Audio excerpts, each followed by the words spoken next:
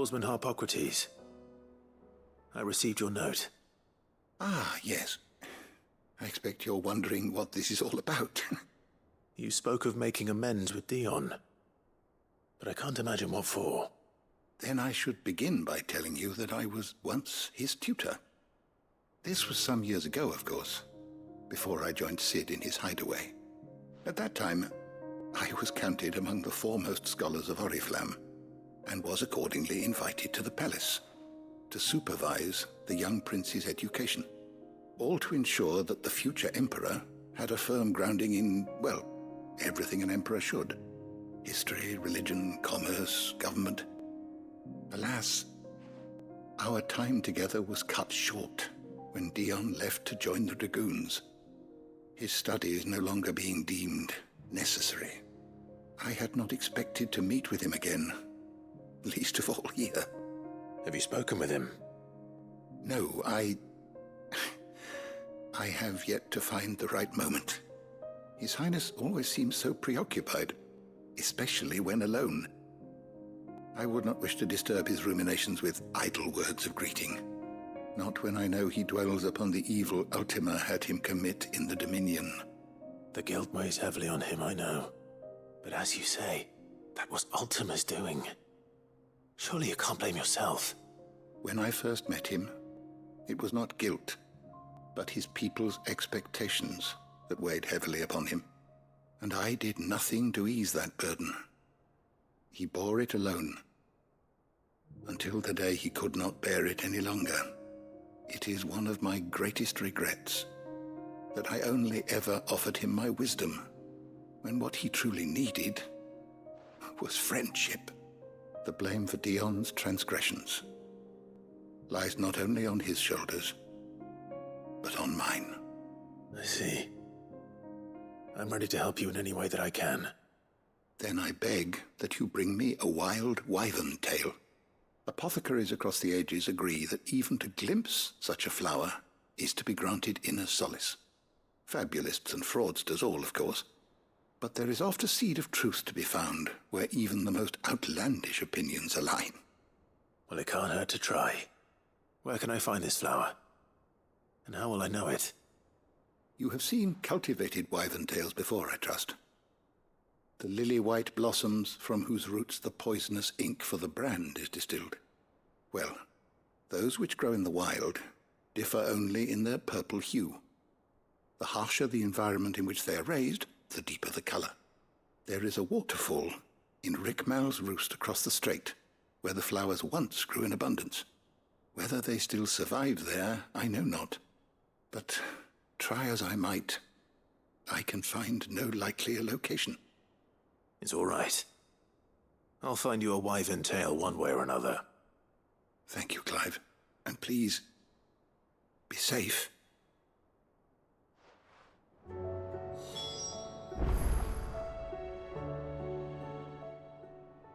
I was wondering when next you'd visit. Despite scouring the shelves, I have found only one reliable reference to a place where wild wyvern tails are known to have grown. But it is in Waloed, by a waterfall near Rickmal's roost, as I told you. I dare not ask that you undertake such a long and perilous journey on my account, of course, but were you to find yourself in the area? Fare thee well, my friend.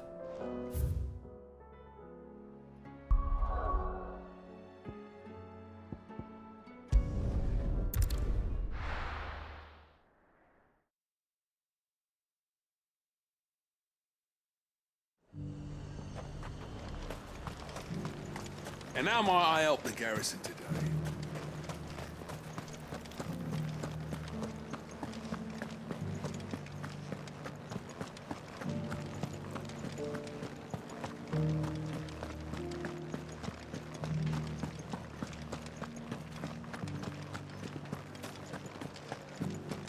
I haven't seen any of those beastly blue.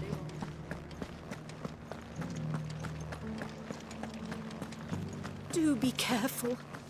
I will.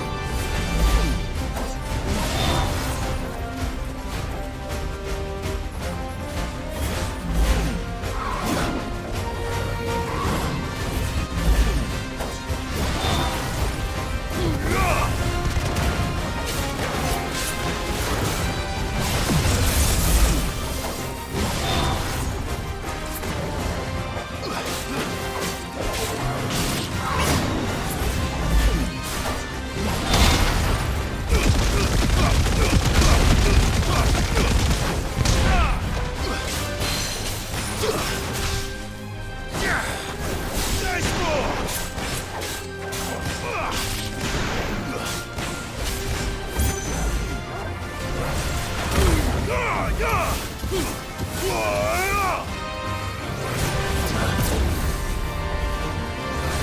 slow.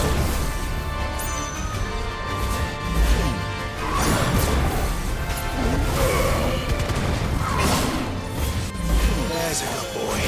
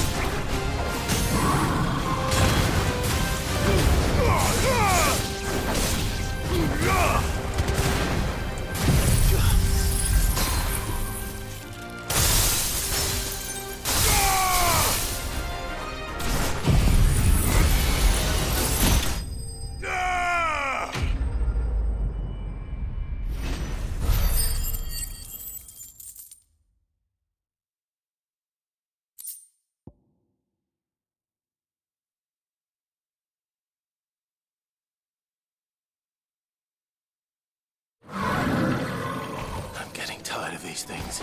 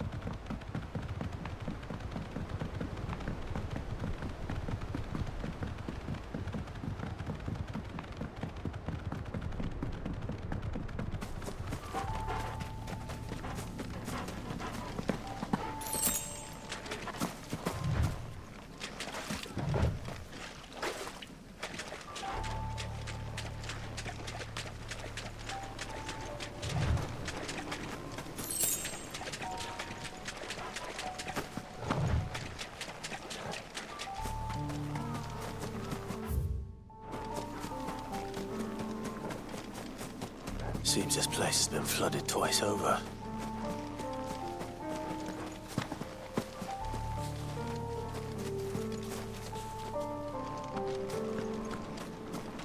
Purple flowers blooming next to a waterfall. Shouldn't be too hard to find.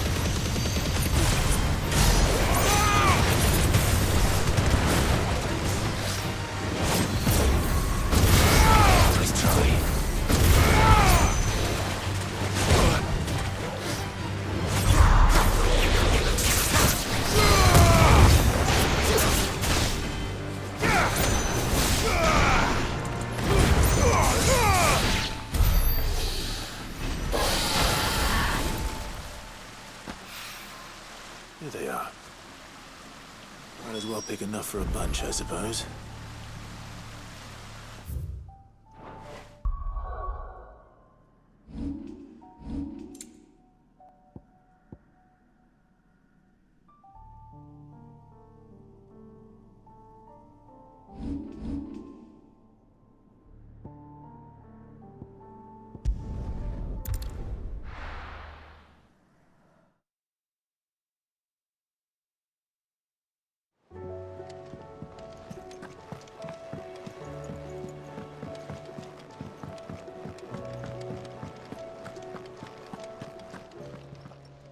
Clive. Ta-ra then. Thank you, Karen.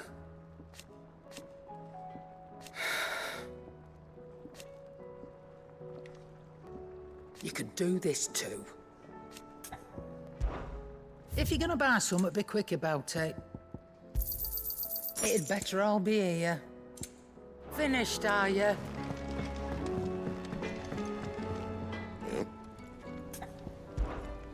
Sancfordian, dear. Not bad, if I do say so myself. And?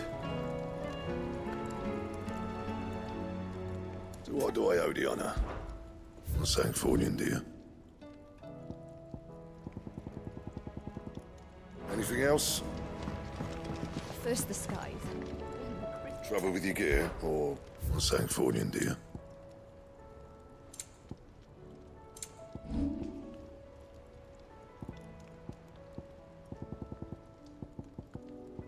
Anything else?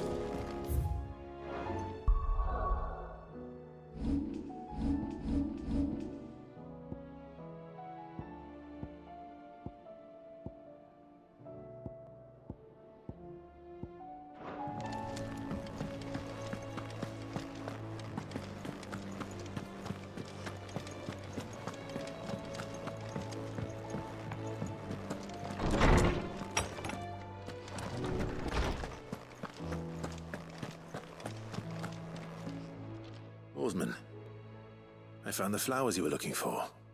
You did? I think I did.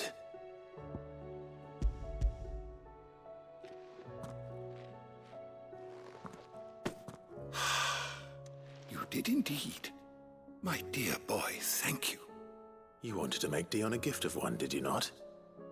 Shall I invite him to join us? Oh, I don't... It's no trouble.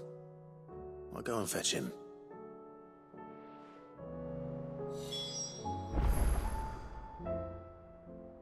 I was wondering when next you'd visit. Thank you again, Clive. I know how hard these flowers must have been to come by. Thank you for indulging an old man.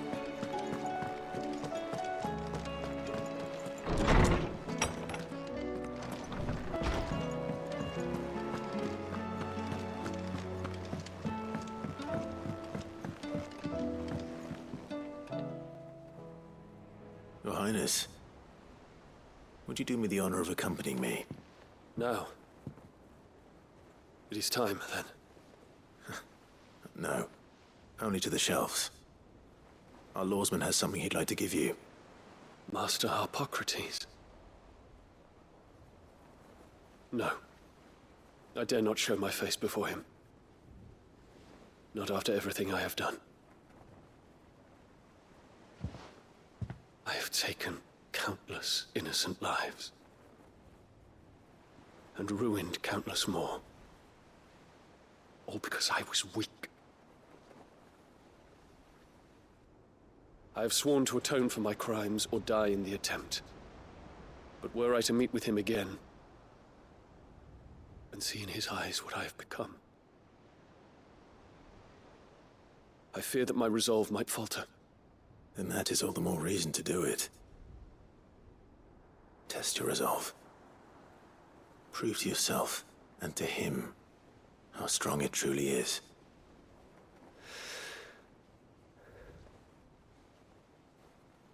You are right. I must, at the very least, offer him my gratitude. Very well, then. Take me to him. Follow me.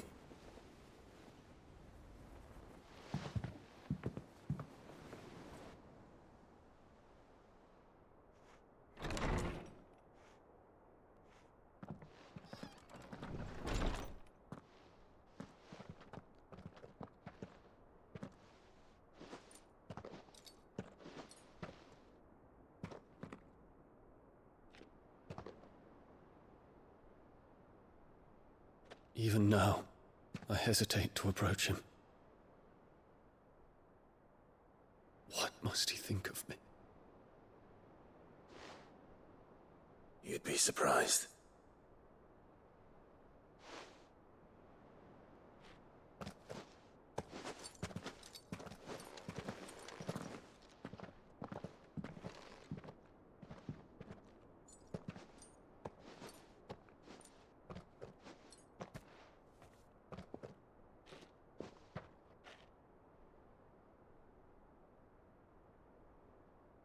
Master Harpocrates, pray, accept my apologies for leaving your tutelage before my studies were complete. Your lessons opened my mind to a world quite unlike the one I had imagined from within the gilded confines of the palace. And I shall be forever grateful for the efforts you made to enlighten me. Lift up your head, Your Highness. The deeds of youth require no apology. That you took the time to visit me says much about the man you have become. Now, there is something I would like to show you.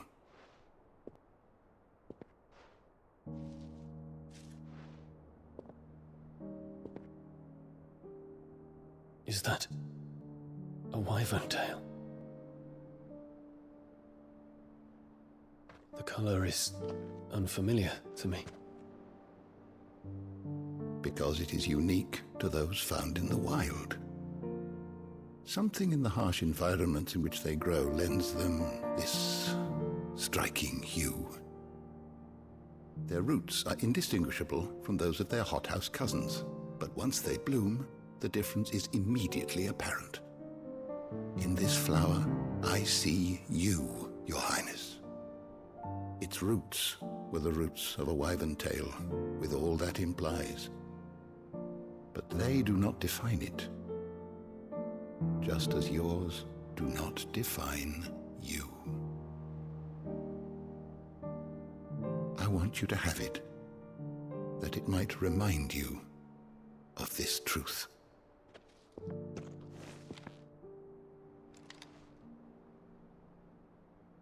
Master Harpocrates, I would ask of you a service.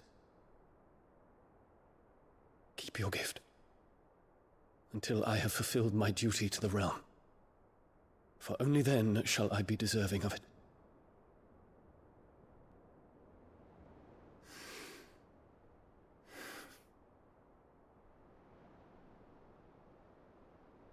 As you wish, Your Highness.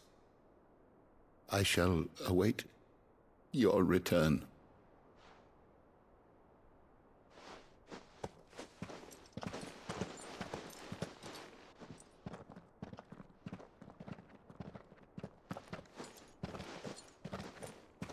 Our roots do not define us. No wonder my stepmother didn't like him. For reuniting me with memories I had thought long lost.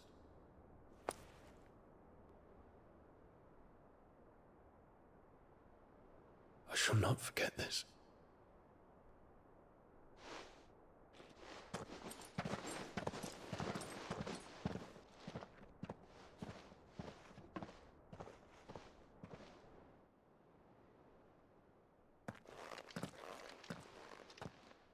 Thank you, Clive. Were it not for you, I fear I might never have found the right moment to speak with him. Not to mention the wyvern tales. I shall plant their seeds, that I might not disappoint His Highness upon his return. I hope the soul in the hideaway is to their liking. Why, These flowers bloomed in the bleak, black wastes of Waloed. I'm sure Nigel's yard will suit them to a T.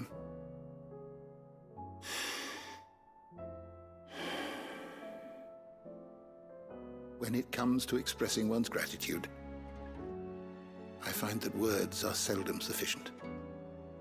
Here. What's this? A stolas quill. Or more precisely, my stolas quill. 'Tis said that an owl's feathers are steeped in the wishes it hears over its long lifetime. All those words just waiting to pour out onto the page. So consider this my wish for you.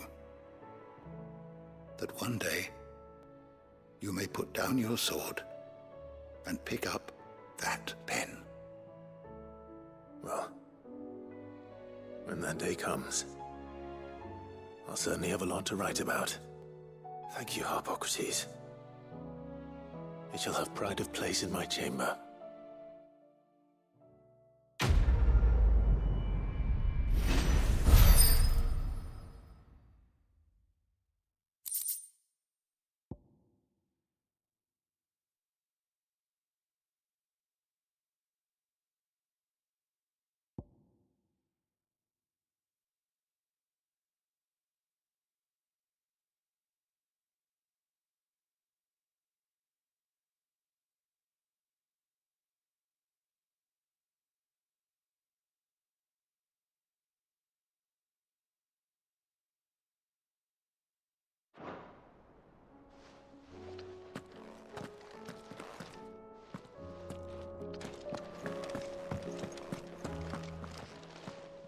Good morrow to you, my friend. I well recall.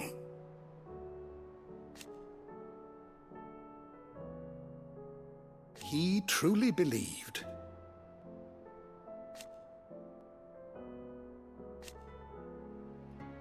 It will take forgiveness from himself. Fare thee well, my friend.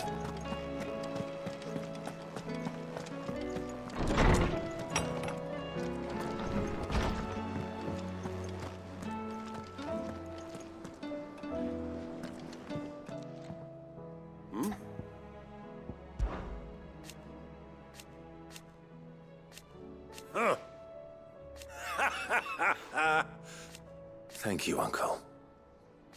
As for down here... Clive, my boy!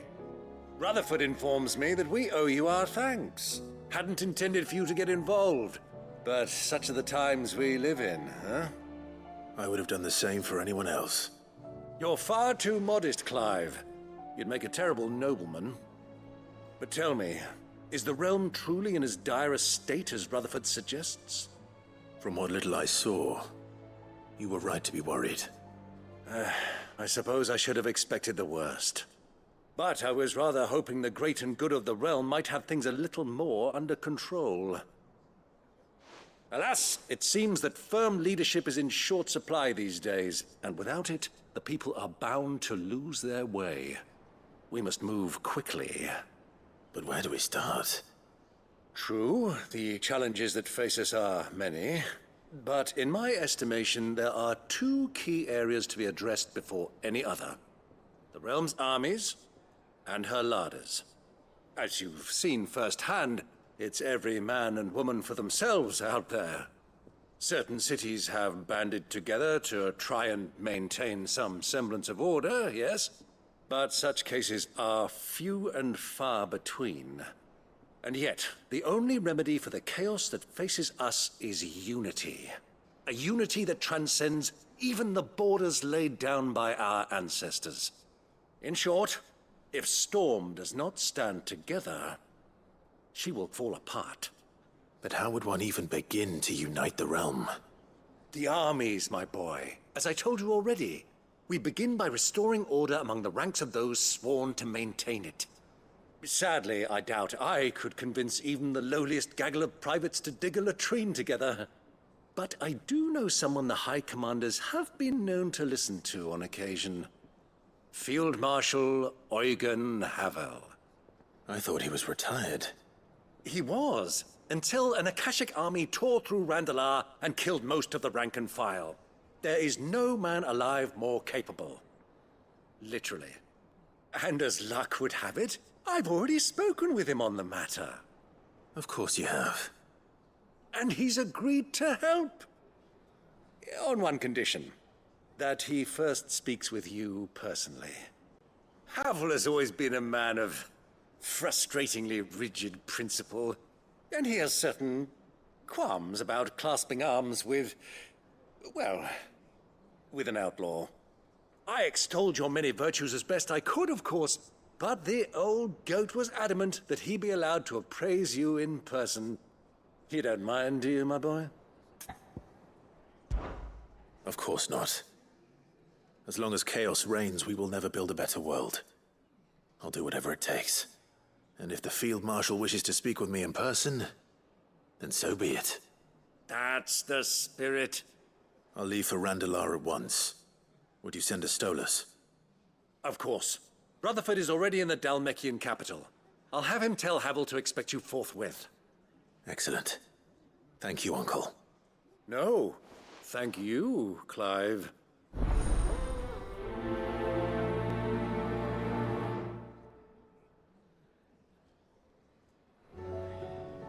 Don't worry, my boy.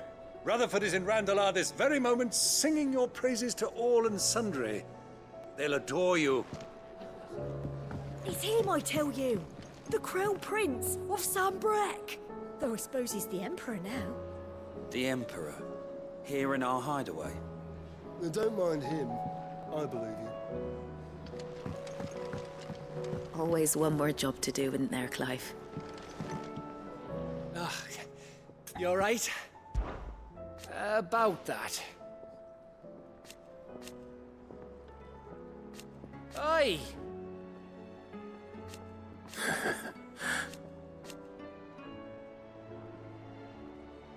Let's see.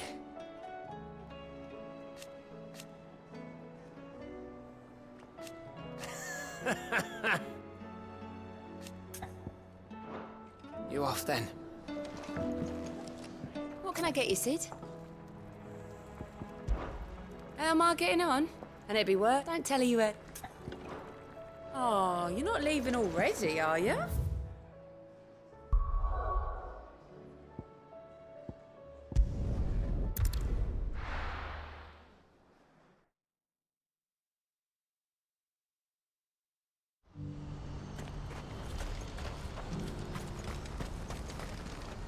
Well met.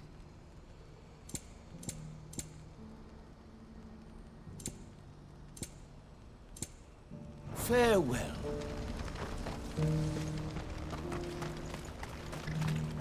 Good day, Clive. When we fled our childhood home,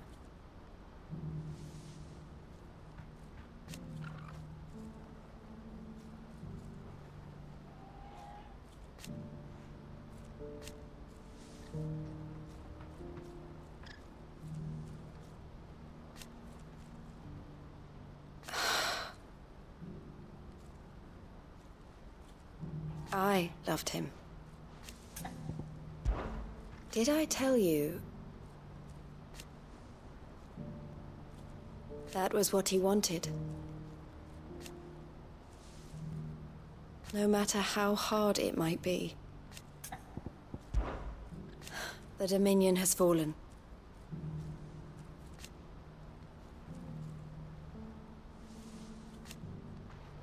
The Crimson Caravans must set an example. It is our job to keep the hope alive. Take care of yourself, Clive.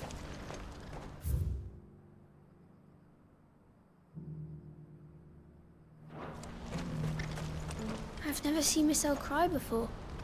Is Theo really gone then? He's never coming back. That's true, and we have to look after Michelle, just like Theo looked after us.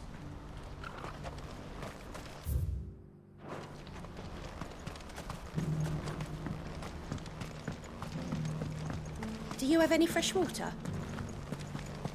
It's the end, isn't it? The gods have sent that thing to punish us.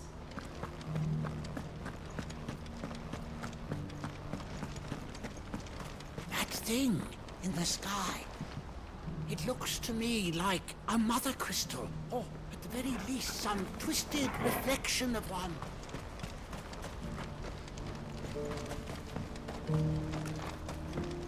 That thing in the sky. It looks to me like a mother crystal, or at the very least some twisted reflection of one. But where did it come from? Has the spirit of its fallen cousins returned to haunt us?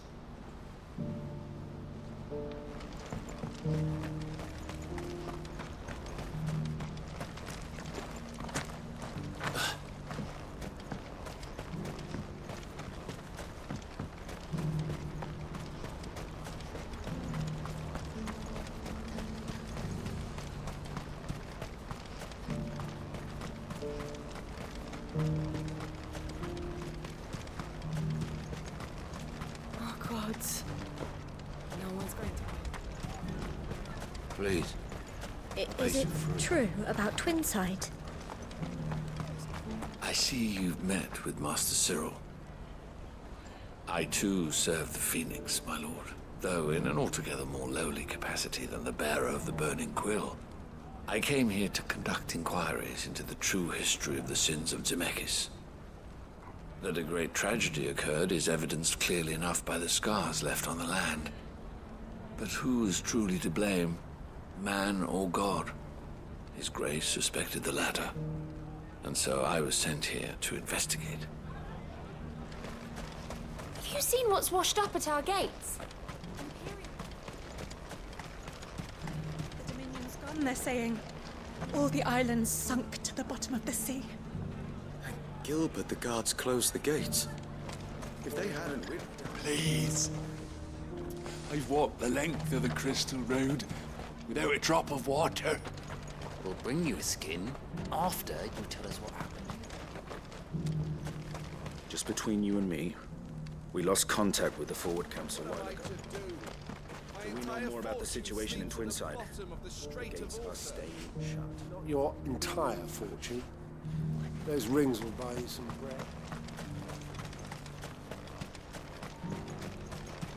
Eloise is a strong woman. She'll get through this, with some help from her friends.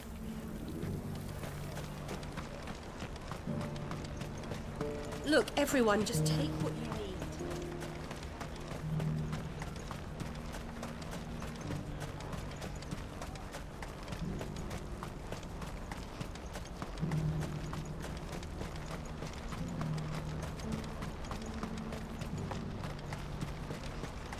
Do you see that too?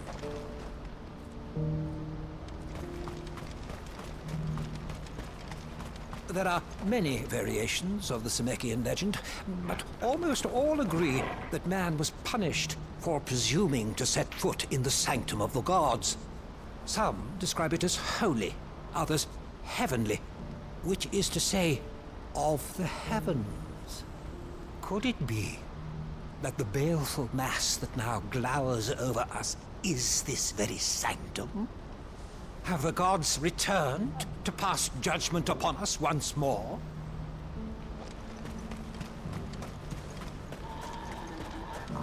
It's not real. It can't be. I'm seeing things.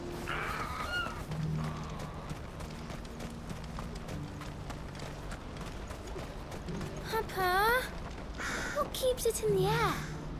Why doesn't it fall? Don't you go tempting fate. What is it? Don't ask me. Oh, please. Just make it stop. Make it stop. I'm scared. It's all right. I'm here. Nothing good's gonna come of this, I'm telling you. Just looking at it's enough to send a shiver down my spine.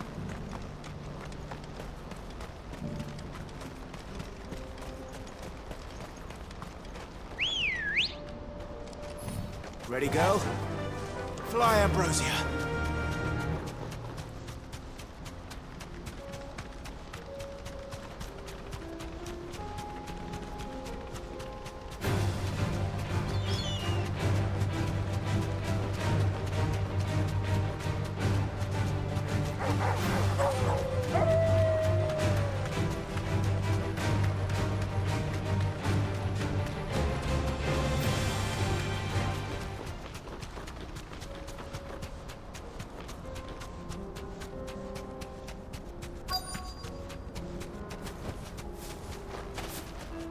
can't be Rutherford, can it?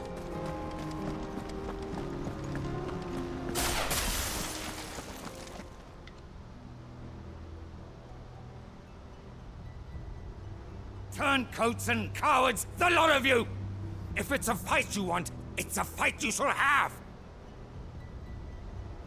Allow me. I don't need your...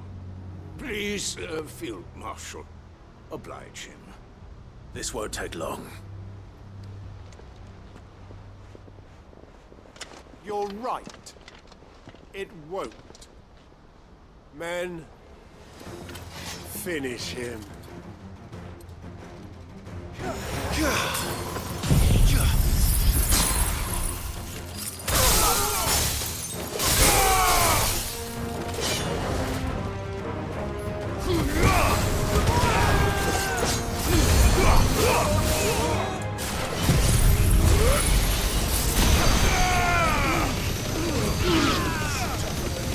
It's over!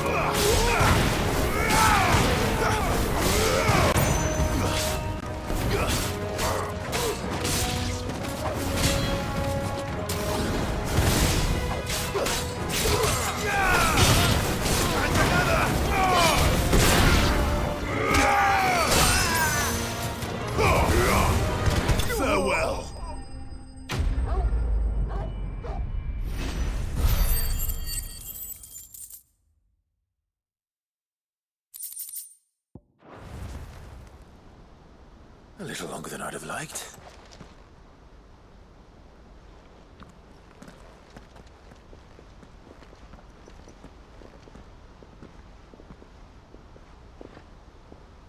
Field Marshal Havel, I presume. Are either of you injured? No, my lord. You arrived just as our escort turned on us. Fucking traitors. I'd heard reports of soldiers in the outlying regions abandoning the oaths they swore. But I hadn't thought the corruption had reached so close to the heart of the Republic. It's a fucking disgrace. Your interfering old bastard of an uncle tried to warn me, of course. My lord Marquis. Or is Sid the Outlaw more to your liking? Call me what you want. It doesn't change who I am, or the urgency of the message I bring.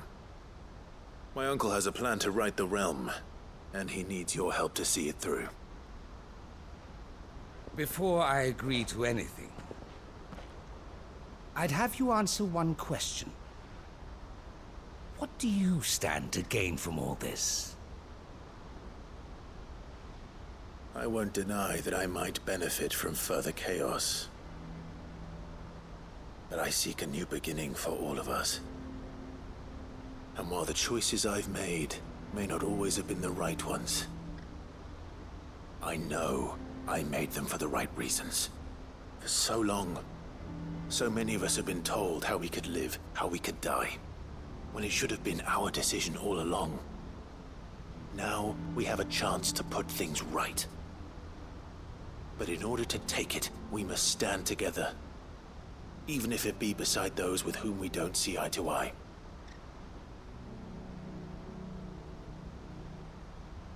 Certainly not the words I expected from an outlaw. But perhaps your uncle was right. You are no ordinary outlaw. I'll never hear the end of this. All right. I'll start by ordering my most trusted guard to bring the Dhalmekian fringes under control. Next, I'll make contact with my counterparts in the Imperial Army and see if I can't convince them to try and restore order in their own territory. Thank you, Field Marshal. But they are not the only ones we will need to convince. What do you mean? I don't doubt that I can bully some sense into a few generals, but those they answer to require a different kind of persuasion. And when it comes to honeyed words, well, we will need an envoy.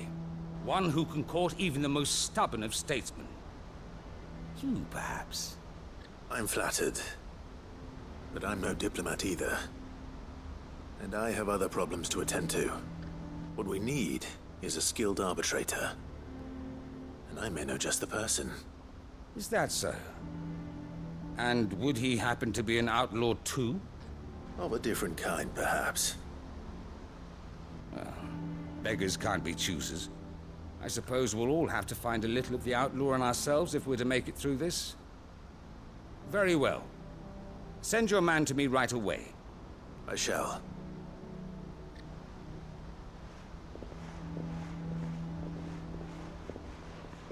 My Lord Marquis. Your Lord Uncle bade me escort the Field Marshal to his manor in Port Isolde.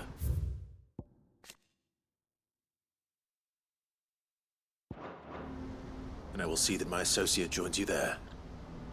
Very good, my lord.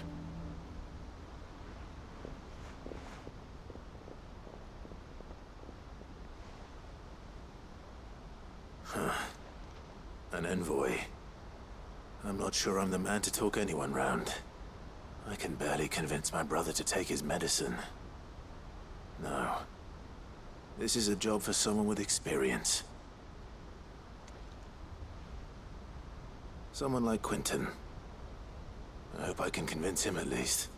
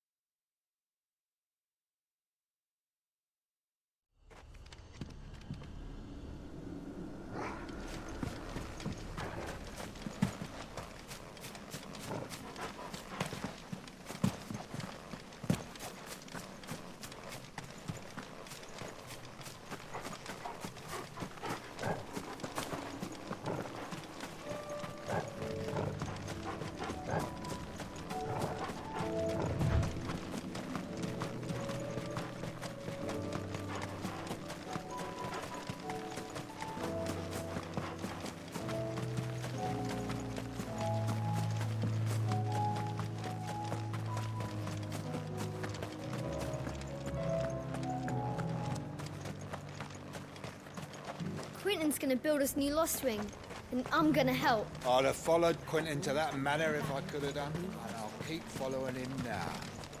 Wherever that surly... Quentin, I have a proposal for you. Do you now? Something tells me you'll be asking more of me than a cask of Gotand gold. Go on then. Propose.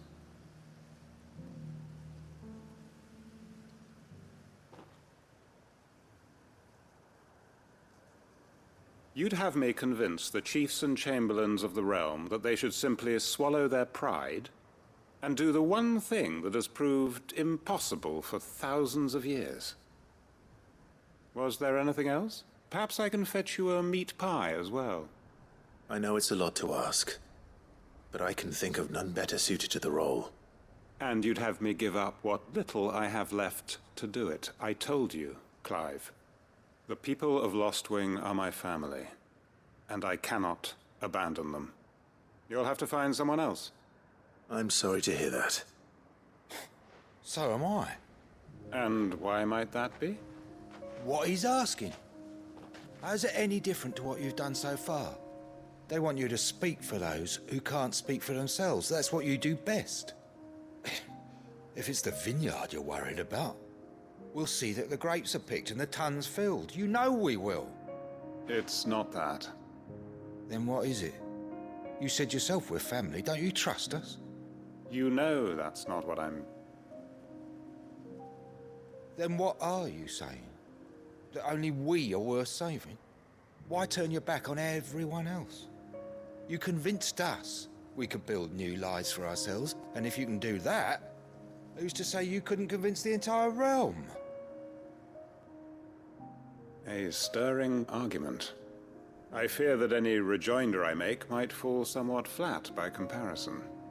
So you'll join us? Where do you need me?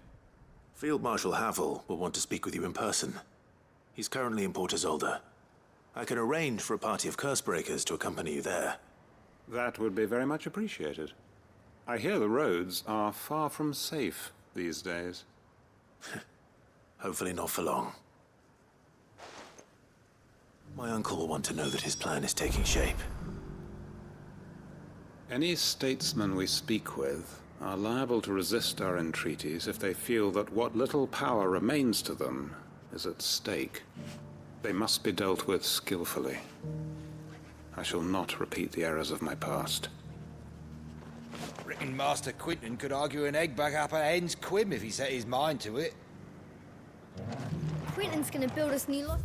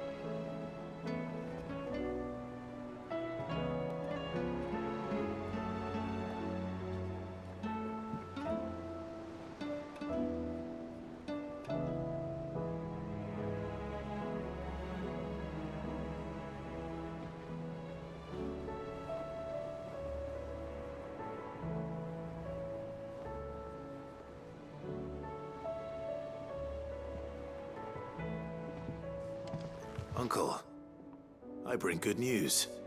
The Field Marshal has agreed to your plan. Ha! Of course he has. I didn't doubt you for a moment, dear boy. Rutherford is accompanying him back to your manor in Port Isolde as we speak. They will await your return there. As will one other. One other? Who, exactly?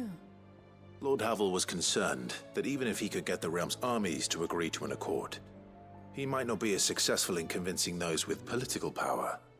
He asked if I might have a solution, and I suggested a certain Imperial Lord Magistrate turned Liberator.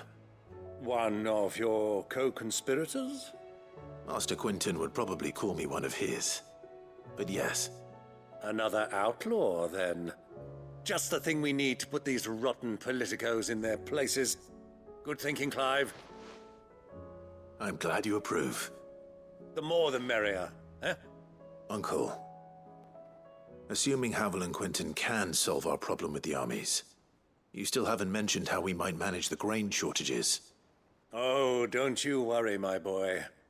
The 7 high houses will be seeing to that. They have all agreed to make the most generous of donations. Oh, of course, it did take a little persuasion. But luckily I had some unexpected help. From who? Why, you, my boy. Rumor has it that you rescued the Lady Ariane's head steward Rockford from a horde of bloodthirsty bandits. It was more of a handful. Well, the old battle axe was so pleased. She had a shipload of talents delivered to my private docks by the next new moon. And when the other houses saw the parsimonious old crone's purse strings finally loosen, they as good as tripped over themselves in the rush to follow suit. I'm happy to hear it. Now, I must be getting back to the manor. Join us there at your earliest convenience, would you? Of course, Uncle.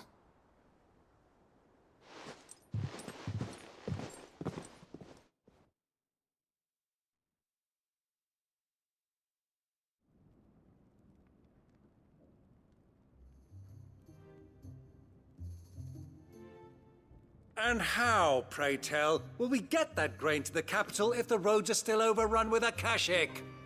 You'll find another bloody road. I only have so many men, and I'm not about to send them headlong into an ether flood. That is, unless you'd have them turn as well. Well, I'd certainly eat less. Says the man with a belly bigger than a band of curls. My soldiers actually need their rations. Without any food to keep them going, they'll be dead even before you've sent them on your fool's errand. If I may, gentlemen, perhaps I might suggest an alternative approach. Though supply routes are indeed disrupted, there is no shortage of ships. Indeed, they bob away in every bay from here to Randalar, awaiting a safe haven. Allow them to make port and fill their bellies full of grain. And once those who crowd the cities are fed, ferry the displaced back to the countryside to work the fallow fields. But I'm sure that you wish to continue your discussion. Forgive the interruption. Two such firm friends as yourselves need no help from the likes of me. Rutherford spoke fondly of the great bond between you. Us? Friends? I can't stand the man! Clive, I'm beginning to question the quality of the company you keep. And what kind of company were you expecting him to keep? The man's a criminal! Criminal? How dare you? You are not fit to breathe the same air as this fine, upstanding young gentleman. Upstanding? He calls himself Sid the Bloody Outlaw! Once more onto the breach.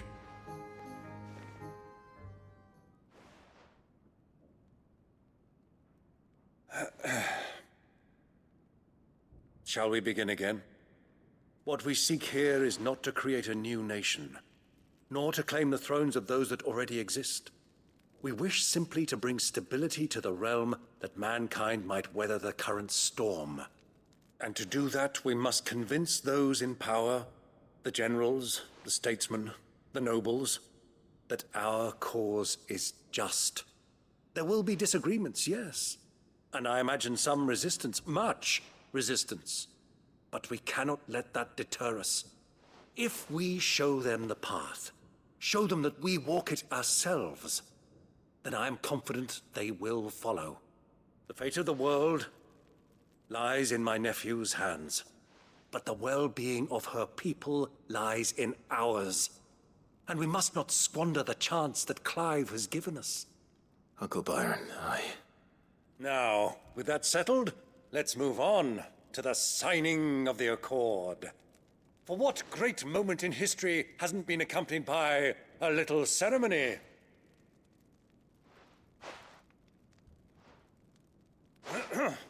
Citizens of Valisthea, I present to you the Triunity. Rutherford, Mike Will.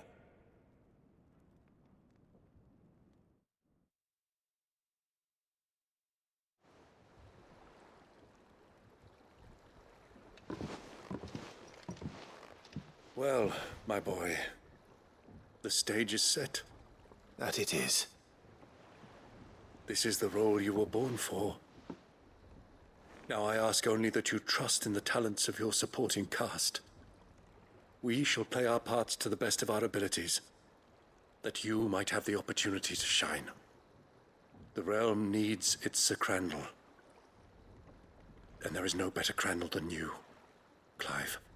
I want you to keep this signed accord as proof of our faith in you. I will. Thank you, Uncle.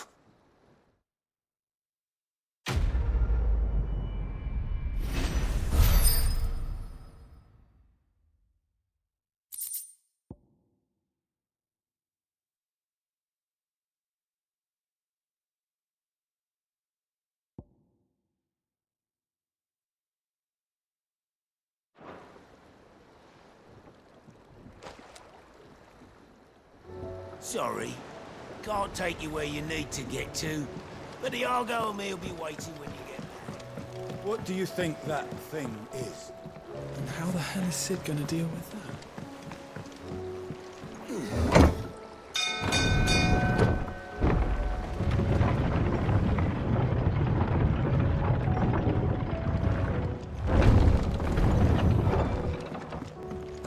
Do you think they'll come back?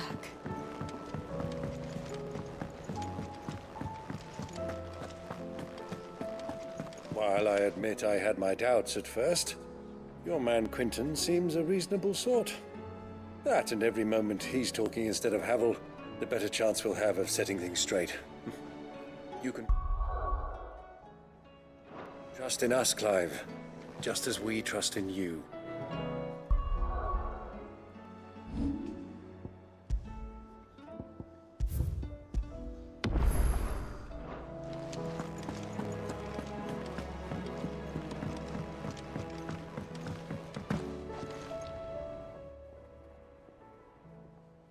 Ifrit?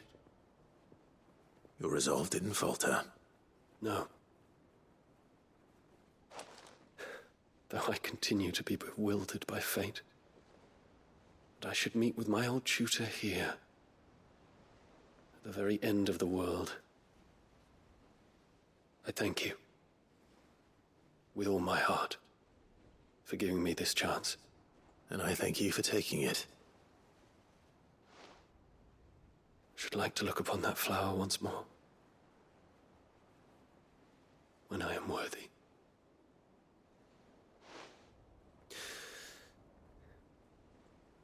I stand ready to leave for Origin at your word. May Grieger go with us. And see us safely home. Courage, Ifrit.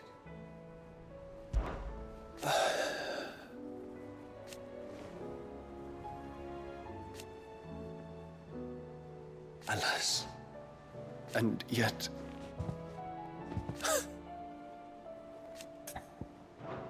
the time is nigh, Ifrit.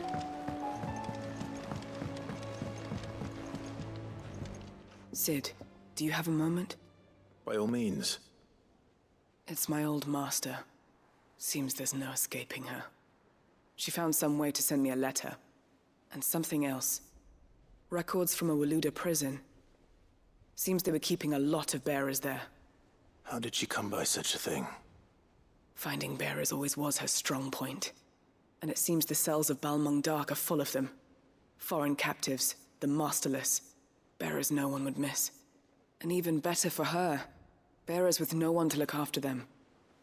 When ether started lapping at the walls, the jailers fled. Leaving the bearers to be liberated by whoever happened to come along next. Sid, I'd like to believe that I've earned your trust by now. And while I'm well aware that you've forbidden Cursebreakers from traveling to Waloed, I can't let those bearers die in their cells. I'd rather risk shipwreck on the Shadow Coast than leave them to starve. We'll be needing the Enterprise if we're going to navigate the Narrow. Does that mean... I'm making an exception, but we travel together. And we stay no longer than we have to. Ash is an inhospitable place at the best of times. We save as many as we can, and we leave. Thank you, Sid. There was a name in the prison register. A name from my past. Chadwick. Another of my former master's protégés. A gifted soldier, and the closest thing I had to family.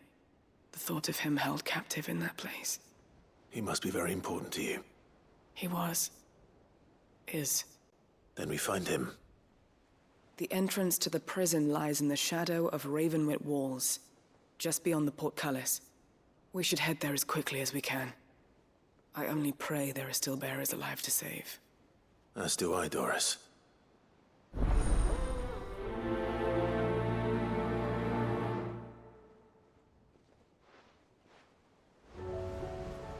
How long has it been since the jailers of Balmung abandoned their charges? Without food or water, they won't last long.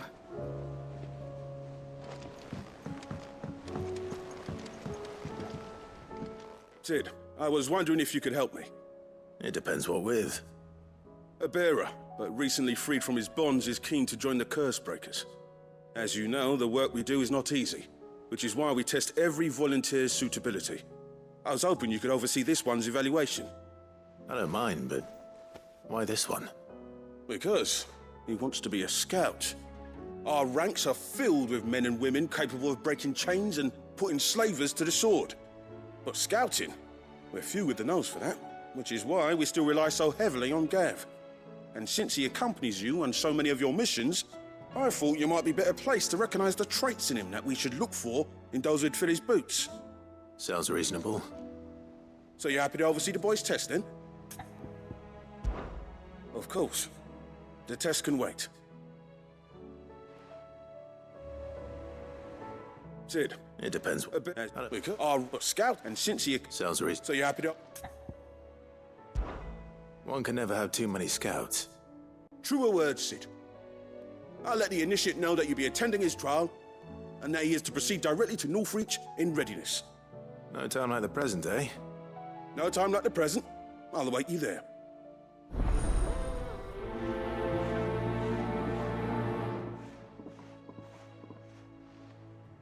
Northreach.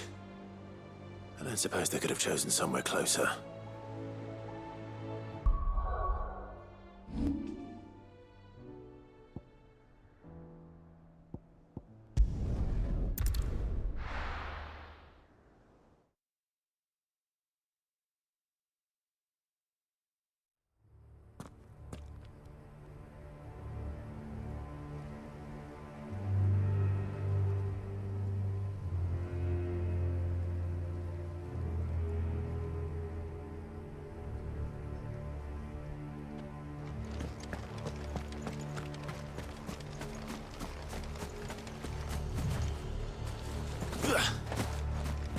Doris is waiting for me near Balmung Dark.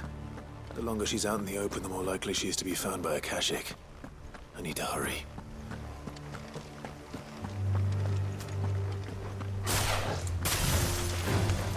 All right.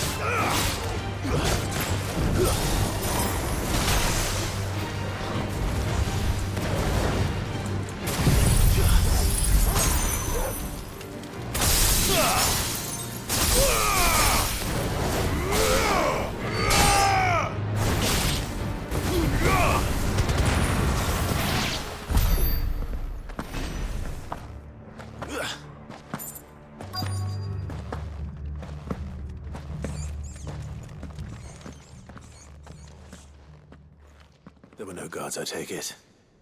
None manning the gates, no. It's a different story inside, though. The corridors are crawling with Akashic. Most likely guards left behind when the wardens ran. If Chadwick was being held here, I worry that he may already be. Don't give up hope just yet, but let's move quickly. Let me check the ground floor. The ether stick is there. Then I'll search the upper level. Good luck, Sid. Stay safe.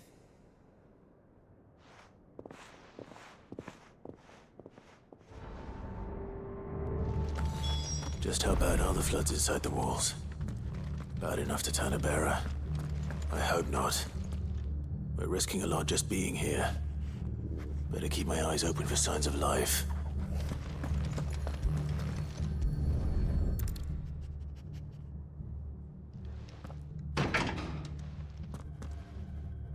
Locked up tight.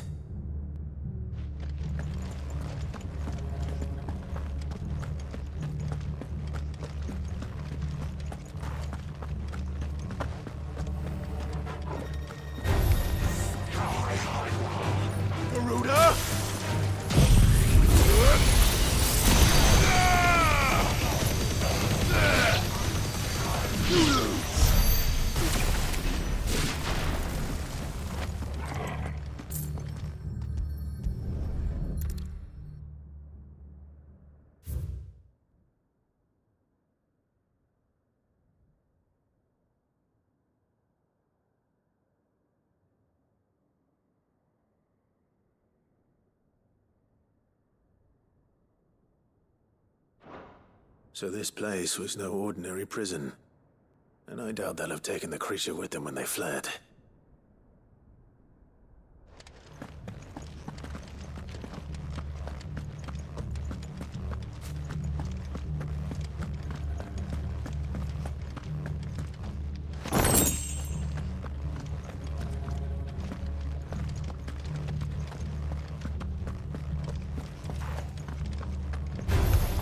Time to fight.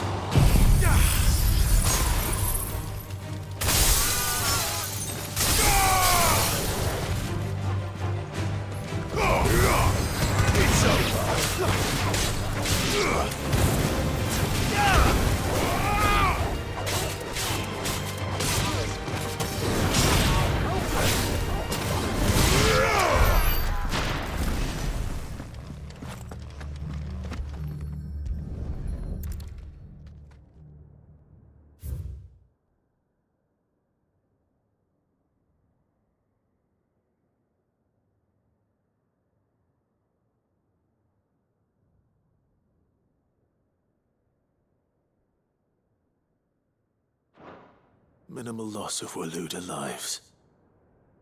And what happens when they run out of bearers? Even the Imperials take better care of their branded than that.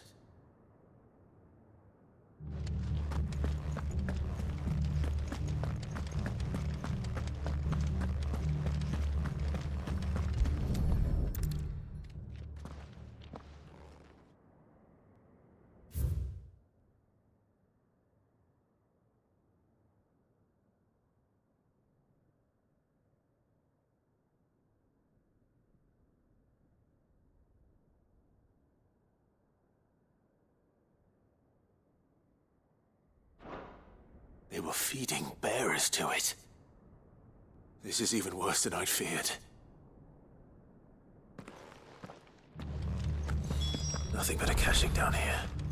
Hopefully things are looking better upstairs. I should go and see how Doris is getting on.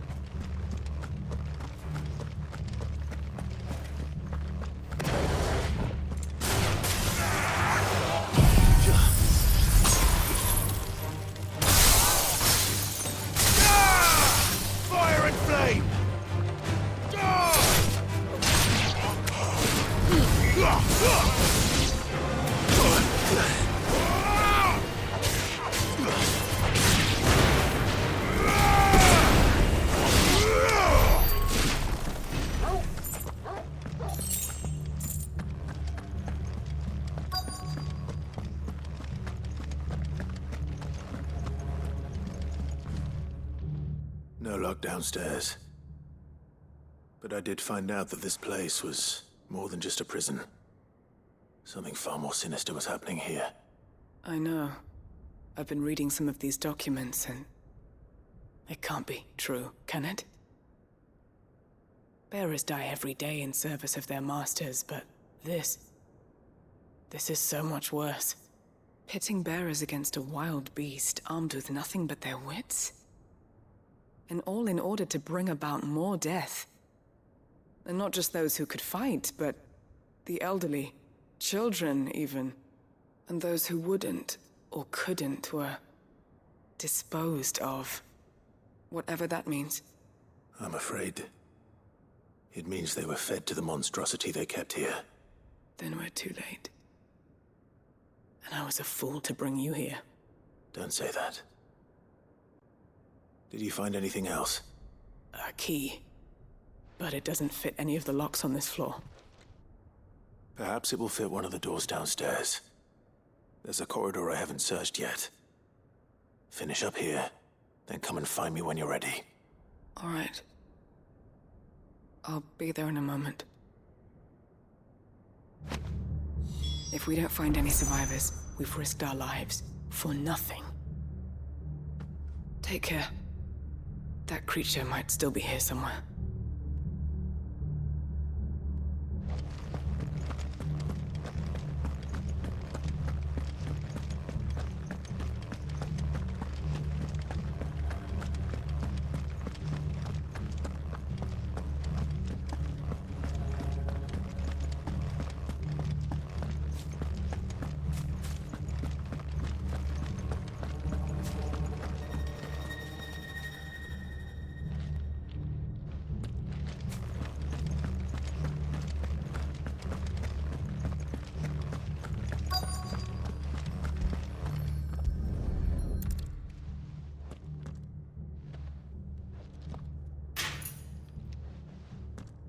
Let's see what we can find down here.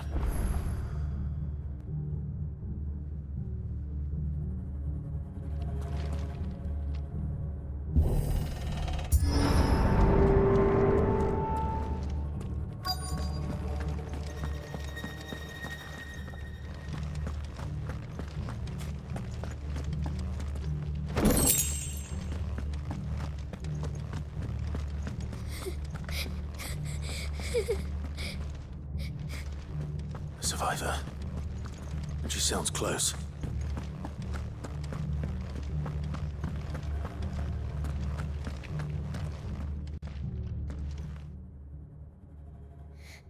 Who are you? There's no need to be afraid. Are you alone? Are there any other survivors? Some of the guards. They're still here. But something's wrong with them. Everyone else was eaten by the monster. Of course there were. Thank the Founder. It was worth our coming. But I'd rather we didn't linger. Are you ready? Ready when you are. You poor thing. You must have been terrified. Did Chadwick send you? What? He fought the monster. Distracted it so I could run away.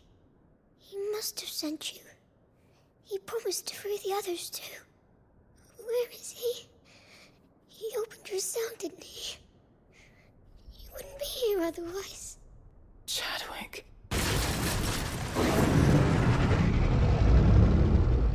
Was that? Monster's back! Chadwick, help! We have to get out of here. Doris, keep the girl safe. All right. You put that bearer-eating bastard in the ground.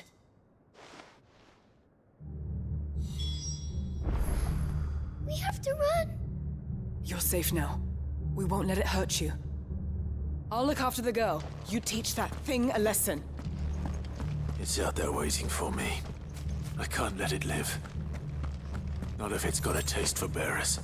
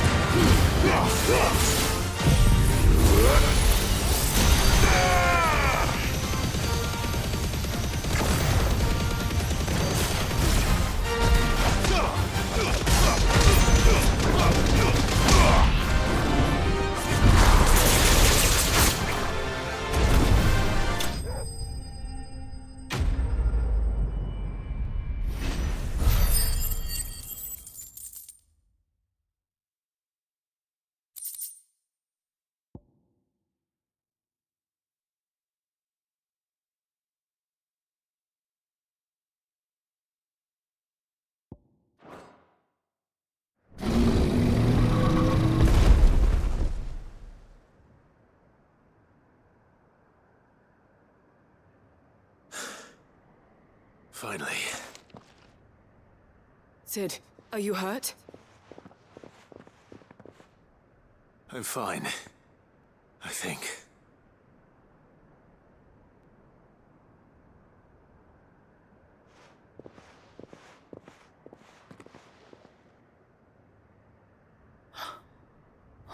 No. What is it? A diary. I gave it to Chadwick before we went our separate ways. He was here. Do you think that creature? I'm sure he fought bravely to the last. The girl is safe thanks to him. Chadwick. You fool. Come on. We have to get her back to the hideaway. We don't want his sacrifice to have been in vain. No. Of course not. I'll see that she's looked after from now on. It's the least I can do.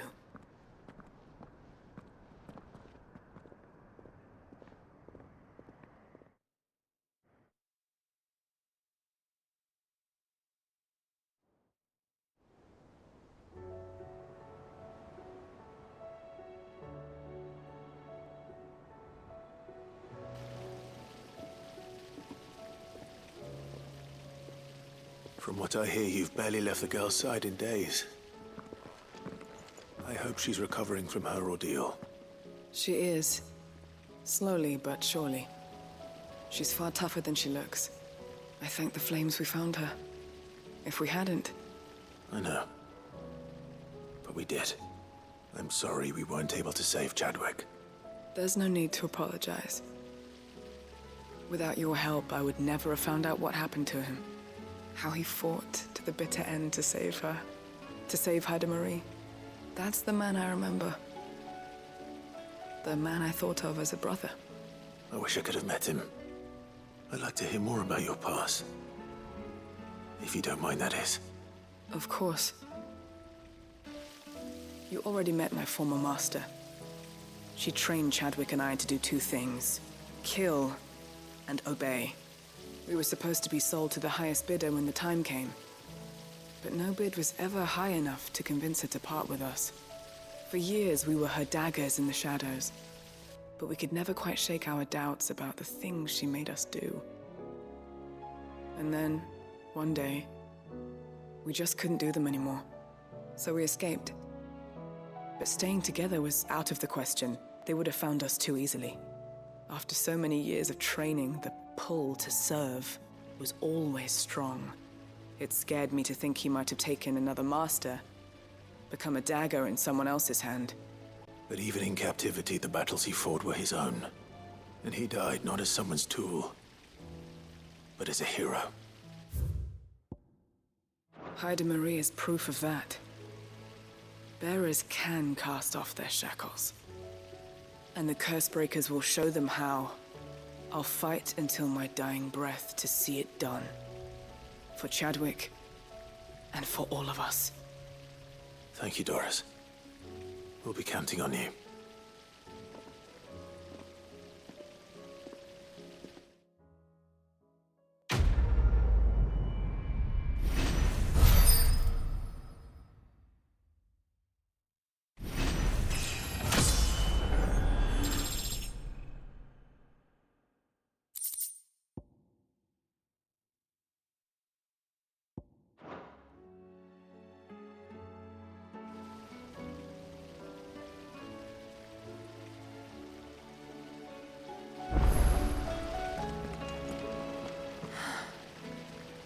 This time, my heart has wandered hither and thither in search of the perfect companion. When all along he was here, standing right beside me. There's so much food in the hideaway. Sometimes, in my cell, my tummy rumbled so loud that Chadwick would sneak me some gruel from his bowl. I miss him. He would have liked this place. It couldn't have been easy for her making the journey from Ash.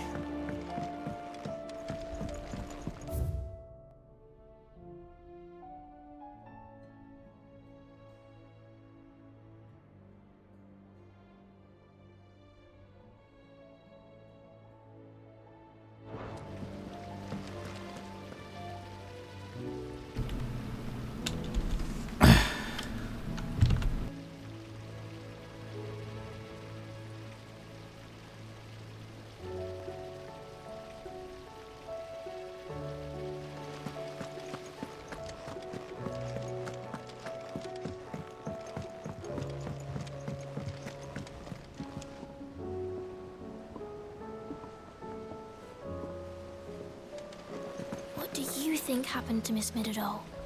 I heard she was kicked out of the university.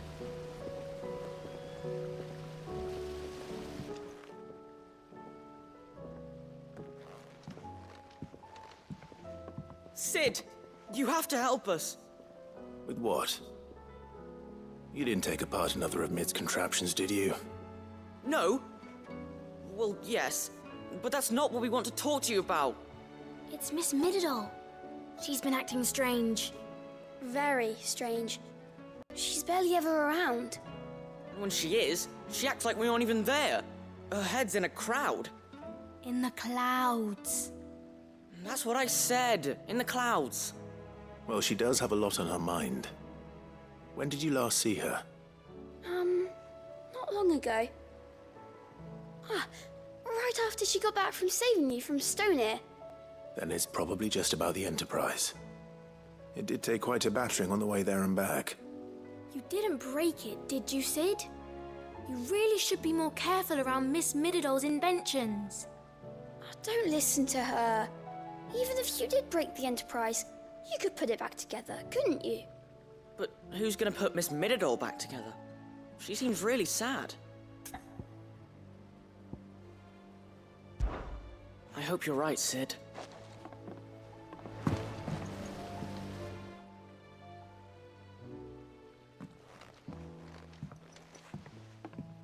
No. It's in... Well, then, But why don't I go and see if I can cheer her up? You do that? For us? She's in her dungeon. don't scare him. It's not a real dungeon. Thanks for the warning.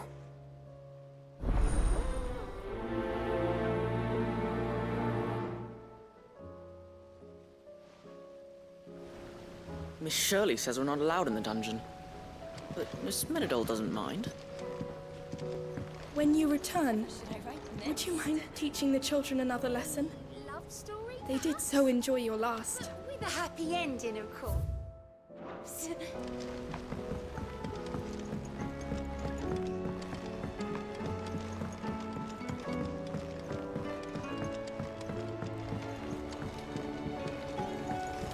That crystal certainly don't bode well.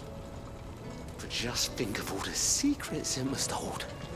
Here, if you're planning on going up there, you could bring a bit back for me, could you? Mid, if you have a... That's it! I knew it! The answer was right here under my arse all along! If this doesn't steer to the skies, nothing will! To the skies? You aren't trying to give the Enterprise wings, are you? What else would I be doing? The children seem to think you're avoiding them. They're worried about you. Is this really so important that you need to shut yourself away from everyone? The Enterprise is already the fastest ship in the realm, and that's with the sea beneath her. But what if she weren't bound to the waves? What if she weren't bound to anything at all? It's not fair. The gods get the skies all to themselves, so I'm gonna do something about it. The Fallen had their chance, but they relied too much on magic. And see where that got them? But not me. I've discovered how to do it without. Well, almost. First I need to make a prototype. And is that a one-woman job? Are you volunteering? I'll have you know the Enterprise is my baby. But if her godfather's offering to lend a hand, I'd be happy to take it. First, I'll need oil, and not just some old drippings from Miss Molly's spits in the Tub and Crown. Refined stuff, like they make in Ordil. Then I'll need some bone, or shell. Light, strong, preferably no longer attached to the beast it belongs to. If it's beast bones you're after, I'm sure the curse breakers will know where you might find some. No, they'll know where you might find some. You're the one who offered to help, remember? I should speak with one of the curse breakers before I set off for Old Hill. See if I can't find this bone while I'm there as well. They make an oil down at the docks in Aldale that's as slippery as the sea nasties they render it from. With that and the bone I told you about, I shall be able to finish the prototype.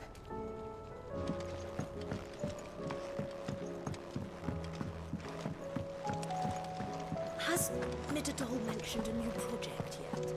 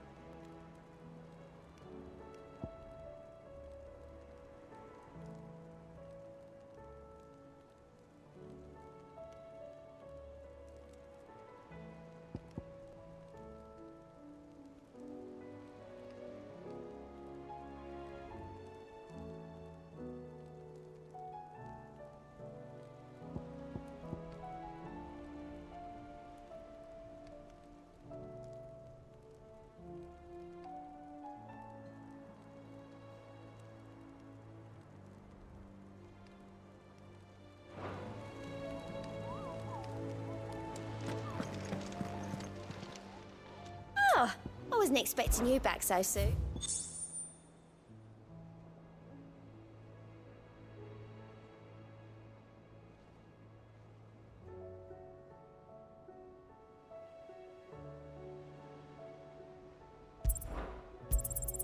All yours. Come again. I may have more.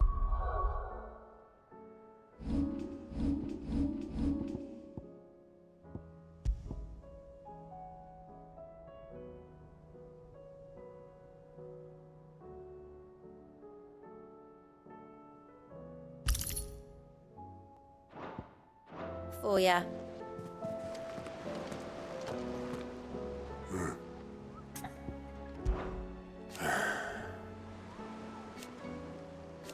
No.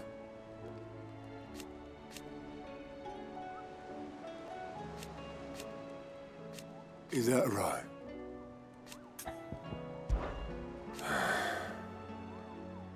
Might be time to take a step back.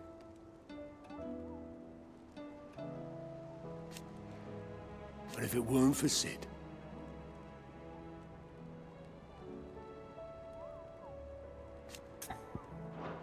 I know you'll do right by us, Clive. All right, Sid. Come to buy us around, have you? Only if you earn it. Mid needs a piece of light but durable bone for her next project. You've encountered your share of beasts on your travels across the realm. Any ideas? Most bones are the same. Whack 'em hard enough and they'll break. If it's durability you're looking for, shell will serve you better. You know what an adamantus is? I do. And I know to give them a wide berth. Will any old adamantus do? Well, with shells, the older the harder. There's a rumour of an ancient adamantus down in Carava, near Old Bidza, or what's left of the village anyway. But don't expect to make quick work of the bastard. There's a reason it's lived as long as it has. I'll keep that in mind. Thank you.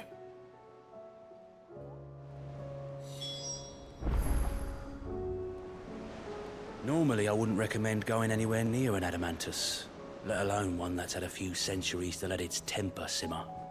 They're mean bastards, and they only get meaner with age. Why do you think the village of Old Bidza was abandoned? Haida Marie has taken a liking to her new home. How her spirit survived Balmung Dark unbroken, I'll never know. Twinside's hundreds of leagues away. That'd mean the crystal...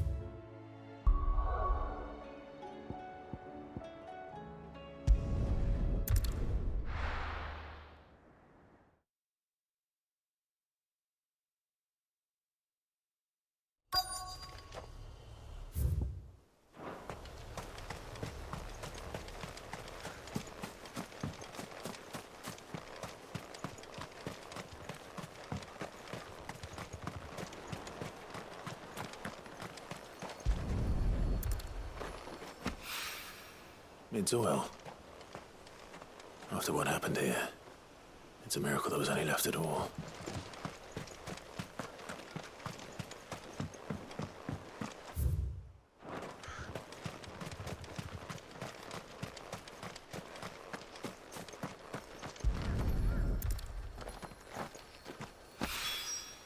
This should be enough.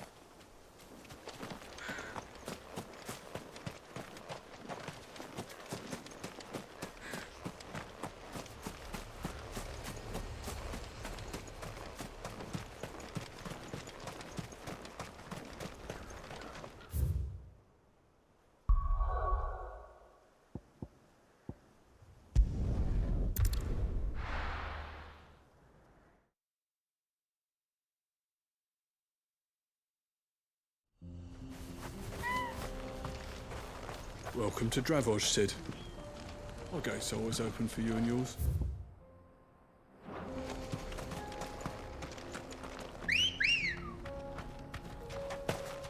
Let's go. Run like the wind.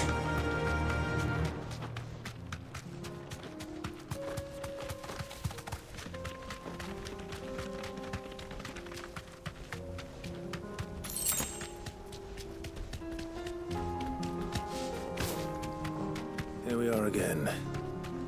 Carava. If you were a tortoise, Torgor, where would you hide?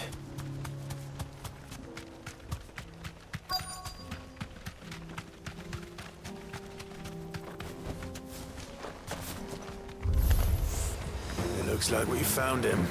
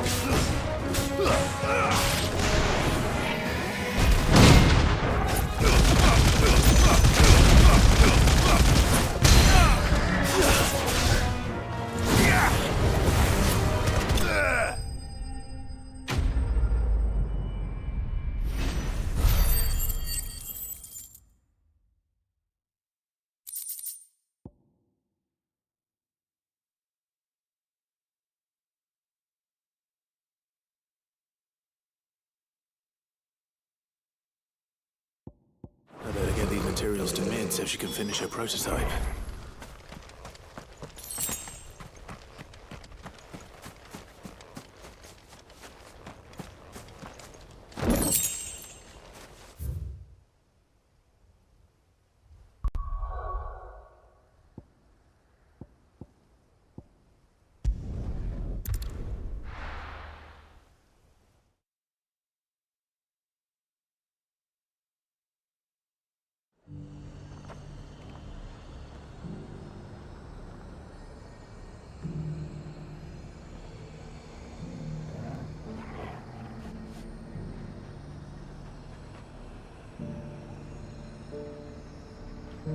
Nazaire might at least have mentioned where in Northreach he'd be testing this recruit.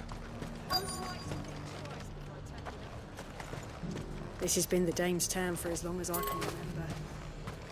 Got any more of those special elixirs? I might.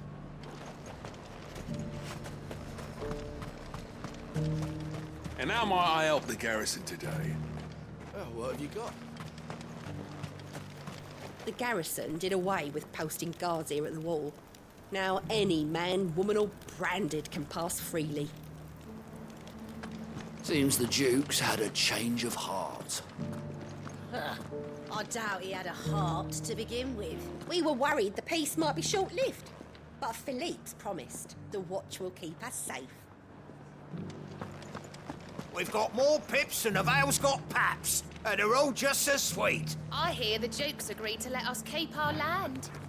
For now, at least. What? Didn't expect to see me here at the gates? I told you, I'm finished with the garrison.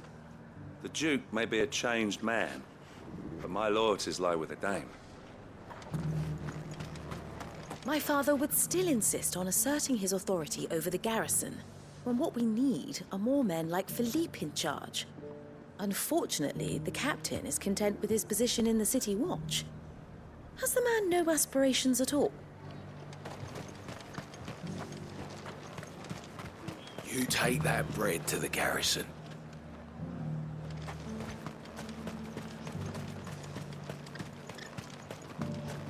That fool of a Duke thought he could push the Dame around, but it was her who ended up on top in the end. As she always does. Oh yeah, that's how she likes it.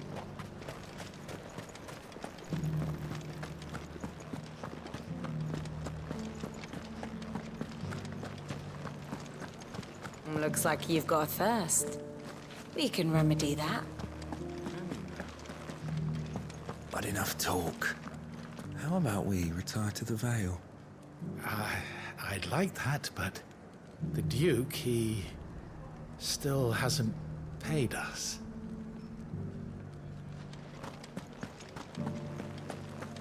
I don't think I ever got the chance to properly thank you for your service. I could have it off before your captain even My knew chamber you is were just gone. upstairs. You can bring your friend if that's your fancy. The garrison may have kept the whites from the walls, but who was it that kept these cobbles swept? Me. That's who.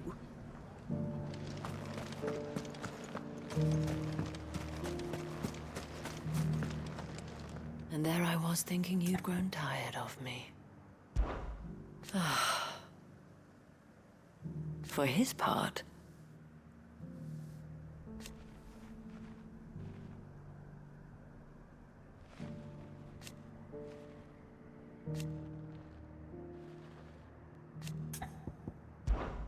well,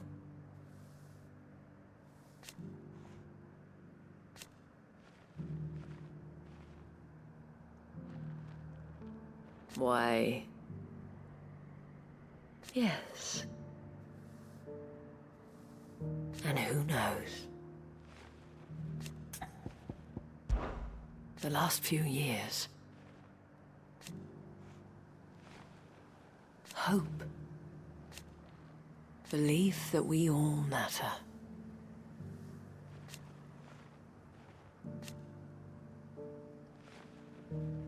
And should the skies grow even darker, should you need anything,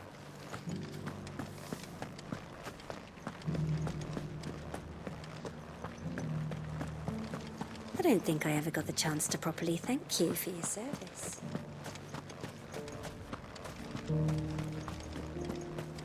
haven't seen any of those beastly blue-eyed fiends of late. Perhaps you haven't been looking hard enough.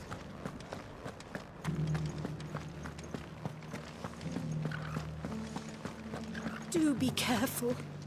I will.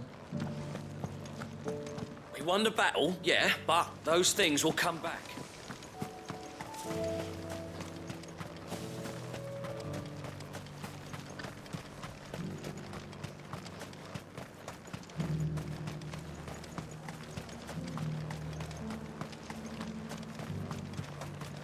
Carla, the dame needn't worry. I am a man of my word, and I fully intend to keep it. So overzealous was I in my desire to see the Empire restored that I lost sight of what was truly important: the citizenry. Those things didn't fight like men. If we're to be ready for them next time, we'll need a different approach. Agreed. I'll start preparing a new training regimen. The Duke has pledged to work with the people of Northreach to rebuild the Empire. Better late than never. I told the dame I would take the largest residence in Northreach, yet she outright refused my coin. Some nonsense about having enough space for everyone. Ugh.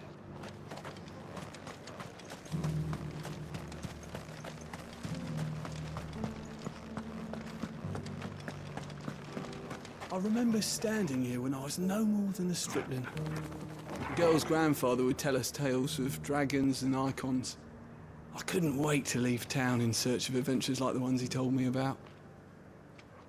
Who knew they were waiting right here?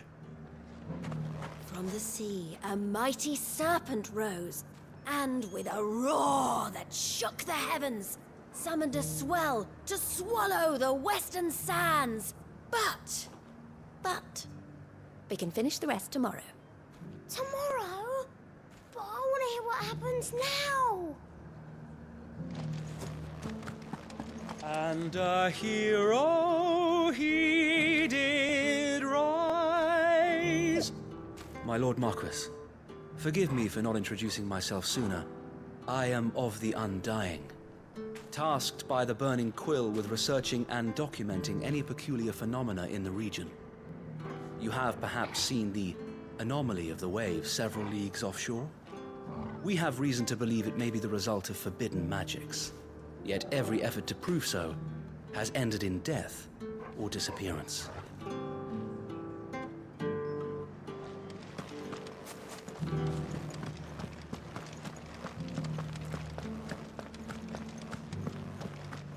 How are we going to arm the garrison without a forge? Might be some smiths down south that could do the job, but their bearers will be just as useless as ours now the Fang and the Tail have fallen.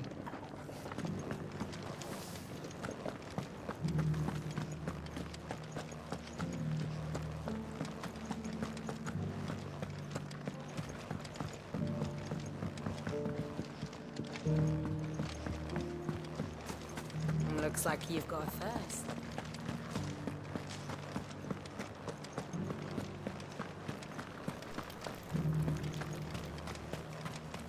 And how might I help the garrison today? The garrison said they'd take another hunt. I'm nervous. Is it all right to be nervous? I don't care either way, so long as you do as I tell you. Well met, Sid. This is the initiate. Ember, present yourself. At your service, master. Please, just Sid. There are no masters here. Your life is your own. Oh, of course. Thank you, Sid. The sergeant says you'll be evaluating me at my trial. To become a scout, yes. You are aware of the dangers inherent in that role. I am. But I swore I'd face them. Just like the man who saved my life. And who would that be? Gav. It was him who found me and freed me. No magic, no support, just one man and his nose. Came and sniffed me out. It taught me what one man can do if he puts his mind to it. And I've been training ever since, so that one day I can be someone's saviour, just like Gav was mine. I'm sure he'd be flattered. You clearly have good intentions, Ember. And it sounds like you're under no illusions. Stick to this path and you'll make a fine cursebreaker. So, what? Have I passed? You haven't even started yet. Now listen.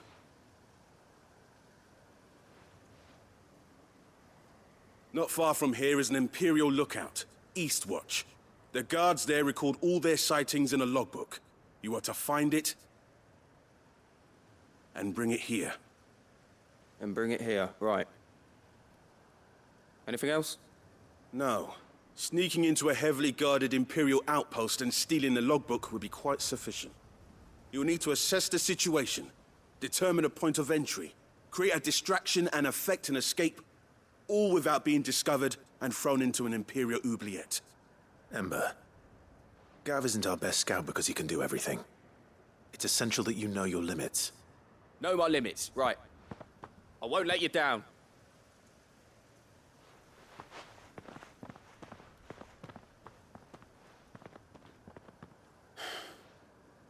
It shouldn't be as dangerous as I made out. But keep a weather eye on him all the same, would you? On my way.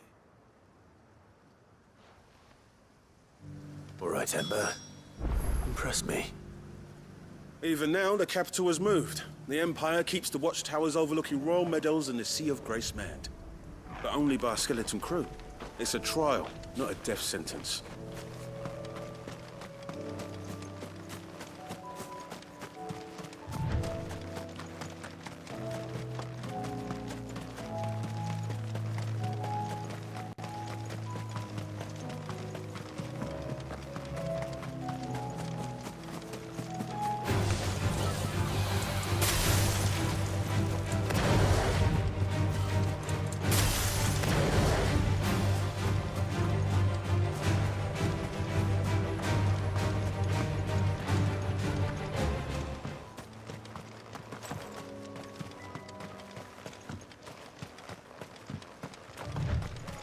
These are clean kills.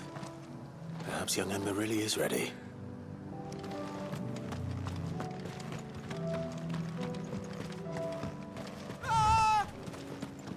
Or maybe not.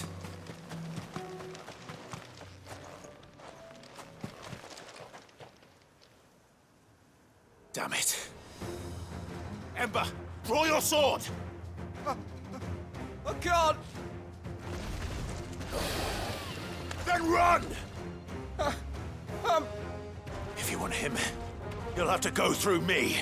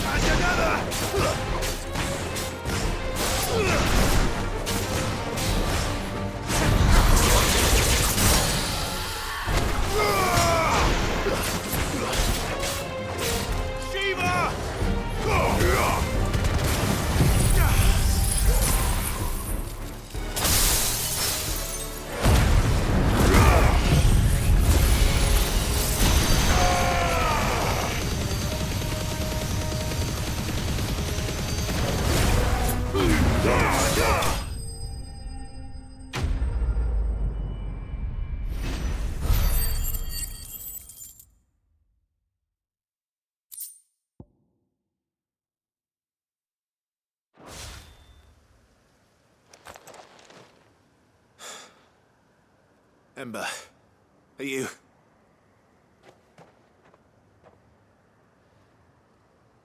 Gone. Of course. Scouts really are a rare breed.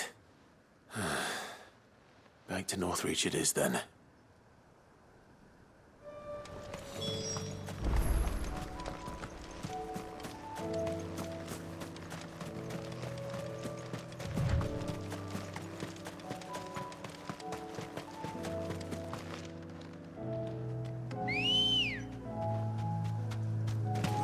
Good girl.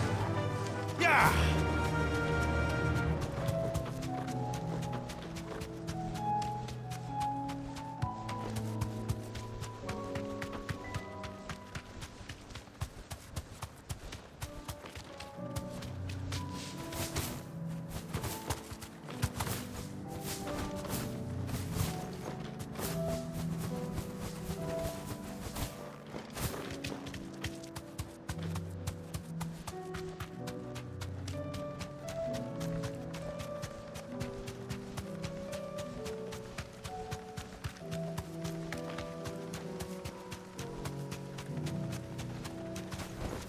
Be safe.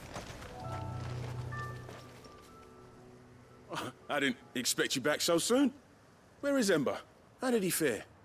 I thought I'd find him with you. He must have fled. I followed him to Eastwatch, where I found him being set upon by a wild Avis. He was just standing there. Didn't even draw his sword. I had to step in and take care of things. But by the time I had, he was nowhere to be seen. I assumed he'd set off in your direction, but apparently not. Oh, I'm sorry, Sid. I knew the boy had a nervous streak, but he seemed like... The right man for the job? I believe this is the logbook you tasked me with retrieving. Eh? How did you... Don't you tell me you breached the tower while Sid was busy saving your skin. What? Wasn't that what you asked me to do? To bring the thing back without getting caught? He has you then, his heir. And he did it all on his own. But Sid, he did what he thought was best. And now I have to decide whether I agree. Of course. We'll await your evaluation back at the hideaway. Don't you leave my sight. Yes, Sergeant.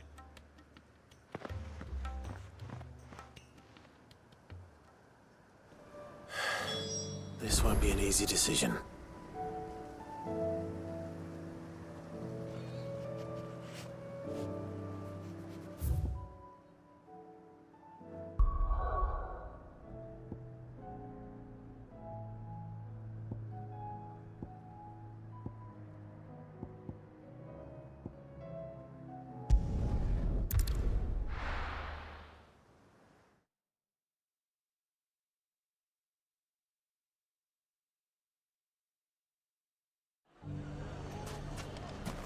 I knew I was right not to give up on Lubor. He'll make a wonderful mayor. You mark my word. Well, look who it is.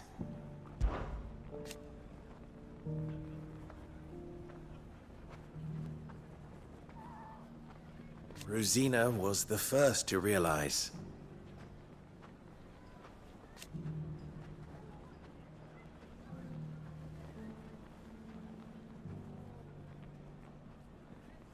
I swore that I would avenge her. And he was right.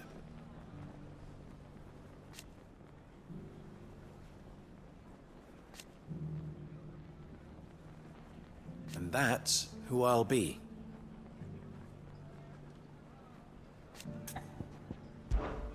Whoever would have imagined it?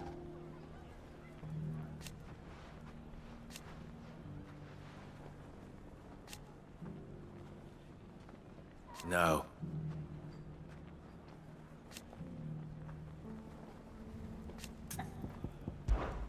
Well?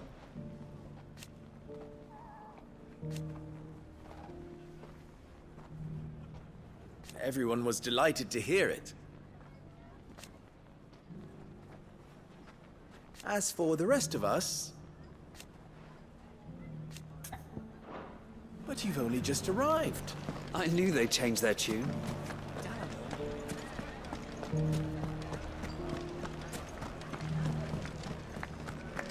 A bit of much-needed peace. I see you've met with the pair.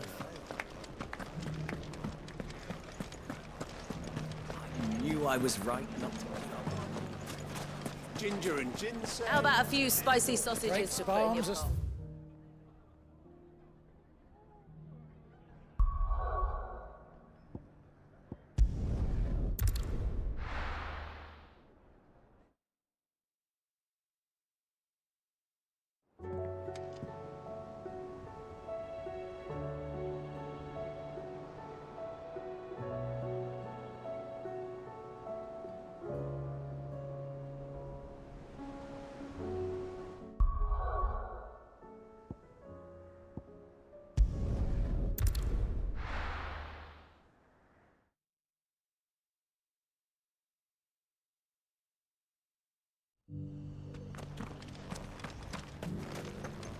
This is hide unlike any I've had the pleasure of handling.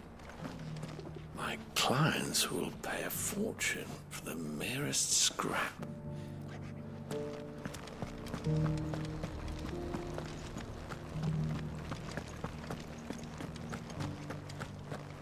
Beneath the flood, yes.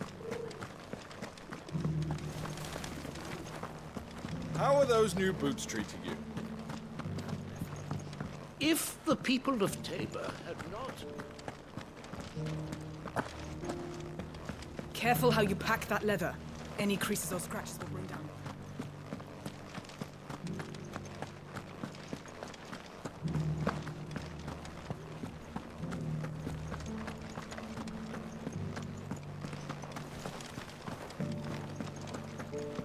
Why won't the sky go back to how it was? I don't like it. Nor do I, dearie. So it's these stones to Canva, and the rest of the boxes to Dalamil.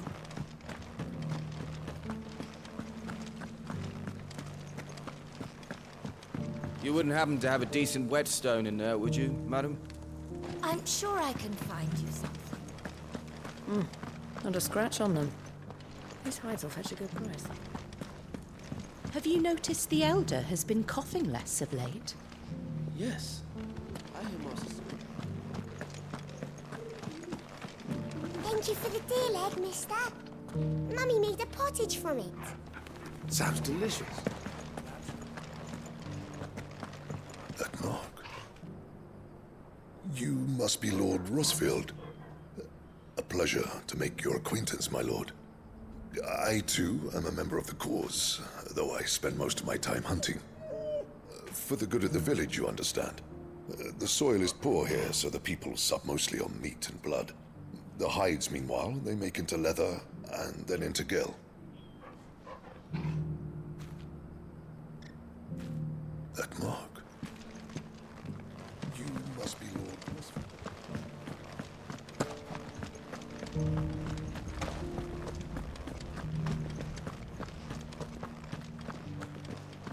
Careful how you pack that leather. Any creases or scratches.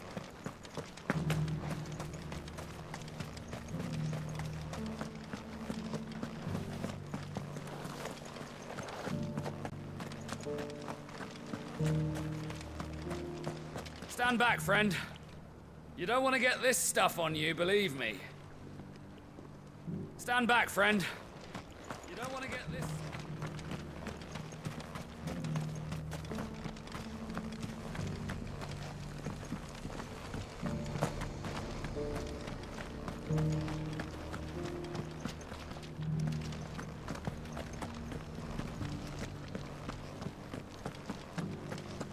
This is the Required Tree, an archive where we of the Undying collect and collate our findings. Fragments of Ultima's true nature surely lie buried within these pages. We have only to unearth them.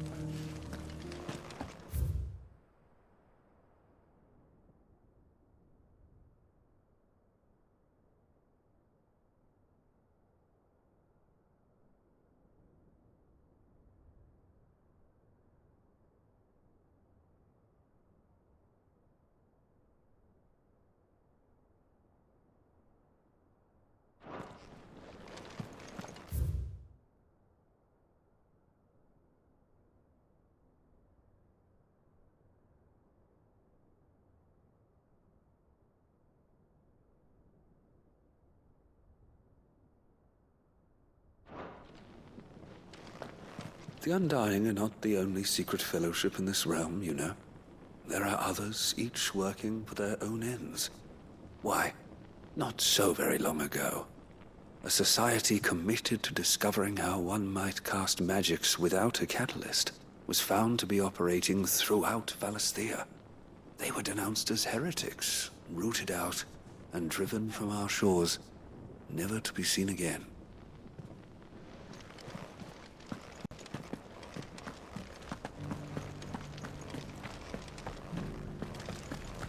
Here's the scraps you were after. Thanks. You can go inside if you want, but stay quiet. Polishing the stones for shipment. Any sudden noises and they might drop one. These aren't ready for sale, if that's what you're thinking. And I'll thank you to keep your hands to yourself.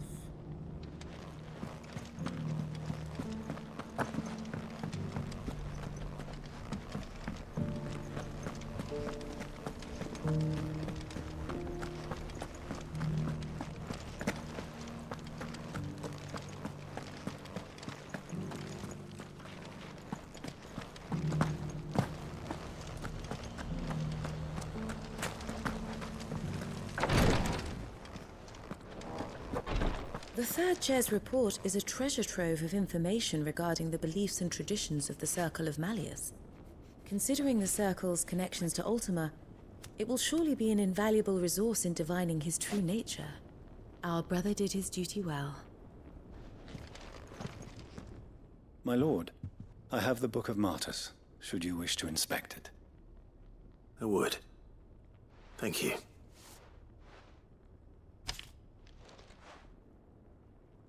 Delan. Kite. These aren't Rosarian names. I thought the Undying were drawn from the Duchy. We are. But our order works from the shadows. We choose new names that our origins might remain secret. I chose Cyril. The others, the names recorded therein.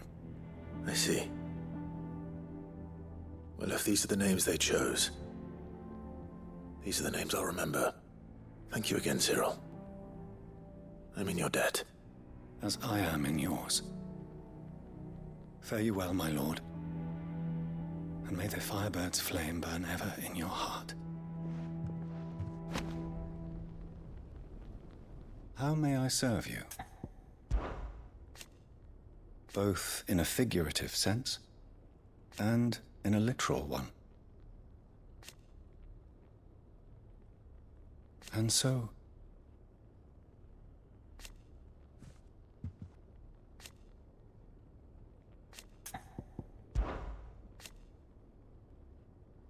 I must confess, for we are servants of the Phoenix. So go, my lord. Till next we meet.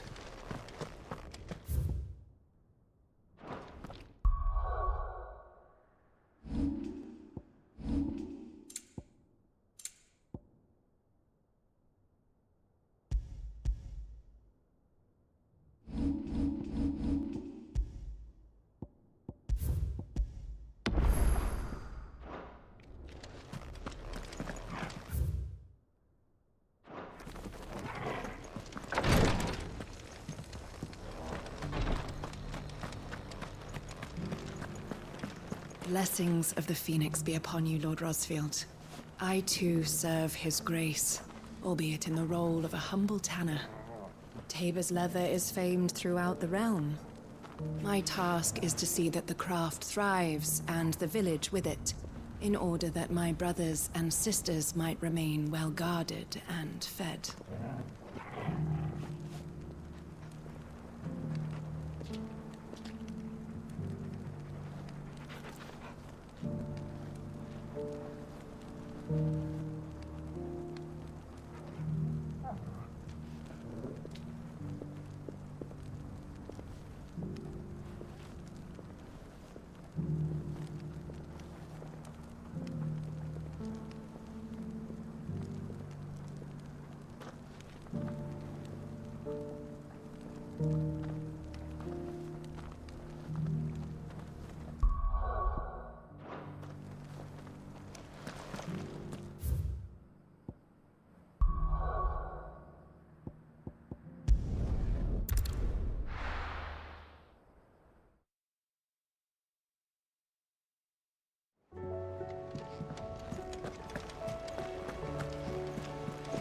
You be careful up there. You should have seen him. The thing didn't stand a chance. Yeah, neither did you, I hear. Welcome back, Sid. Welcome back, Sid. Yes. Welcome back. Trip wasn't too much of a pain in the arse, I hope. Truth be told, it was me who suggested roping you in to help with the trial. But from what I hear, things didn't go quite as planned. No, they most certainly did not.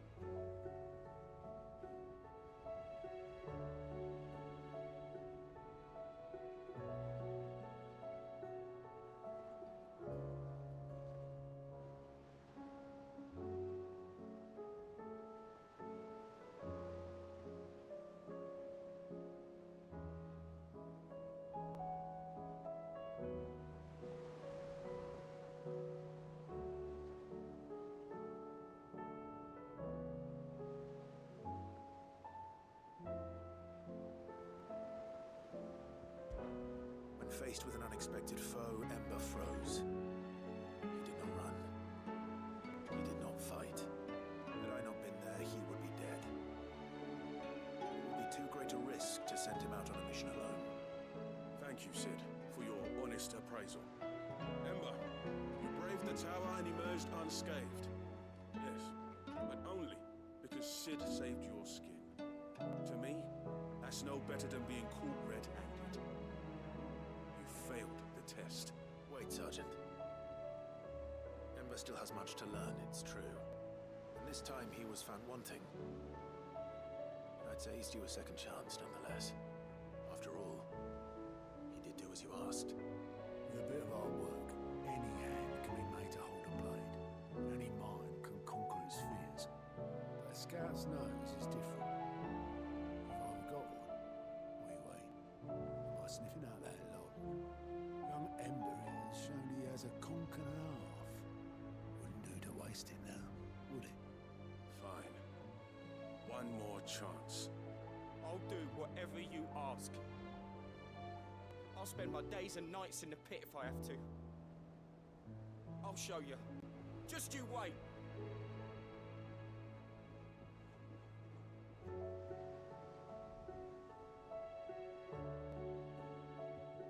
Welcome back, Sid. Yes. But from what I hear, Ember lost. He pressed on, face of a beast of prey. But he didn't lose heart. He pressed on, and he achieved his aim. And is that not what we ask of our scouts? Indeed it is. Ember lost his nerve in the face of a beast of prey. But he didn't lose heart. He pressed on, and he achieved his aim. And is that not what we ask of our scouts? Indeed it is. Thank you for your honest appraisal, Sid. The fact remains, however, that Ember will not always have a battle-hardened warrior on hand to pluck him from the jaws of peril. All I have gleaned from this trial is that without someone watching his back, Ember is little more than a liability. Wait, Sergeant. Ember still has much to learn, it's true. And this time he was found wanting. But I'd say he's due a second chance, nonetheless. After all, he did do as you asked. with a bit of hard work, any hand can be made to hold a blade, and any mind can conquer its fears. But a scout's nose is different. You've either got one, or you ain't. And by sniffing out that log, young Ember here has shown he has a conch and a half. Wouldn't do to waste it now, would it? Fine. One more chance. I'll do whatever you ask. I'll spend my days and nights in the pit if I have to. I'll show you. Just you wait. Daft as a brush, that one. But his heart's in the right place. Just like someone else we know. And if you ask me, we've been leaning on him for far too long. That time the Cursebreakers took some of the weight off his shoulders, I reckon. It couldn't hurt. Just don't tell Gav I said so, will you? I won't have him thinking he's been hard done by. Next thing you know, he'll be asking for a day off. Chance would be a fine thing. Back to work. Forgive me, Sid. This did not play out as I expected. Things rarely do these days. But that's why we need men like Ember more than ever. Men who can make the best out of a bad situation. Remember that. I will, Sid. Thank you.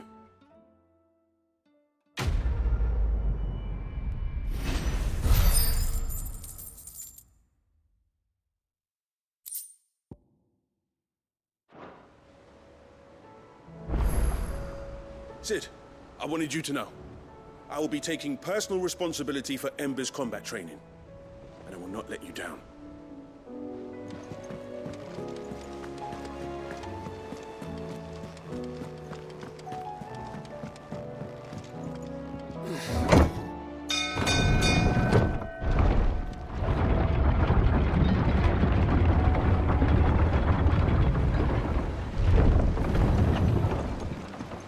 Sid!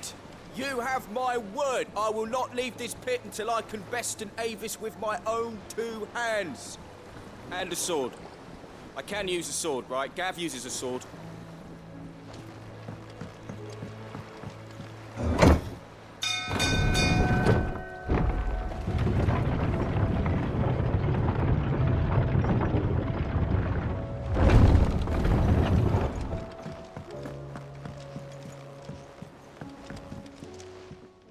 Courage.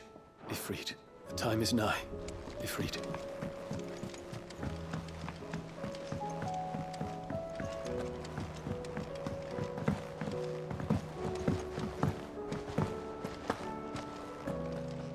What a word. Off you go then.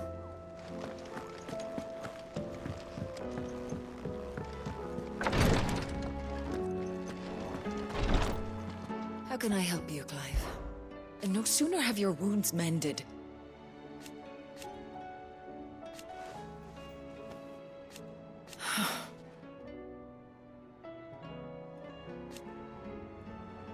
while I may not have Gav's nose. That's what I'm worried about. I do.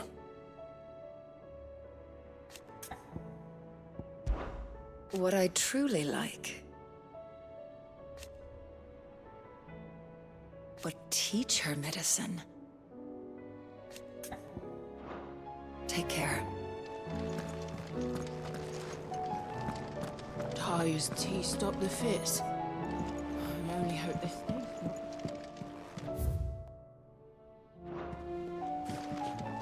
Yes, my lord? His Grace and I. At first,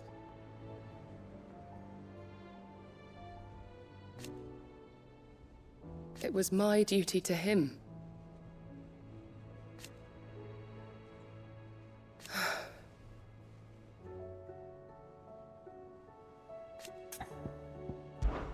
My lord. I am. I do not doubt it.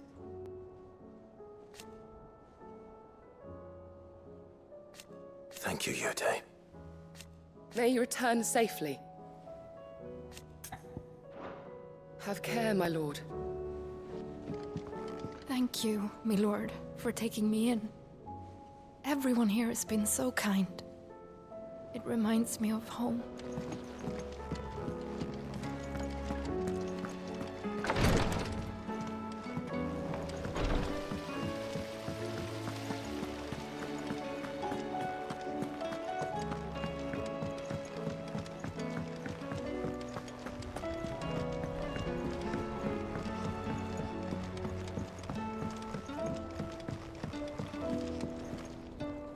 Mid, tell me this is all you need.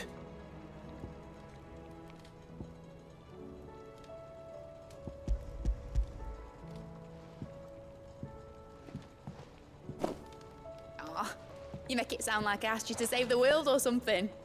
Tell me this is all you need. It's most of what I need.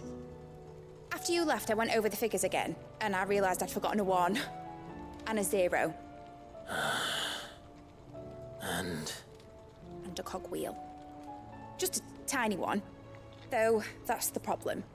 Gears that small are a bastard to make, and I may have lost the one Blackthorn spent a fortnight toiling over. wait. The children. When they took apart your scales, there was a tiny brass gear. Now that I think about it, they didn't use it when we put the scales back together. The young'uns?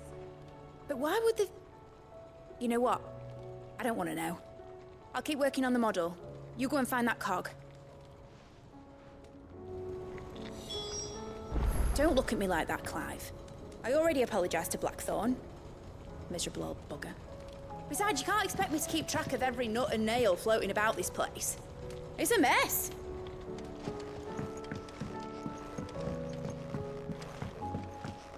Has Midadol mentioned a new project yet?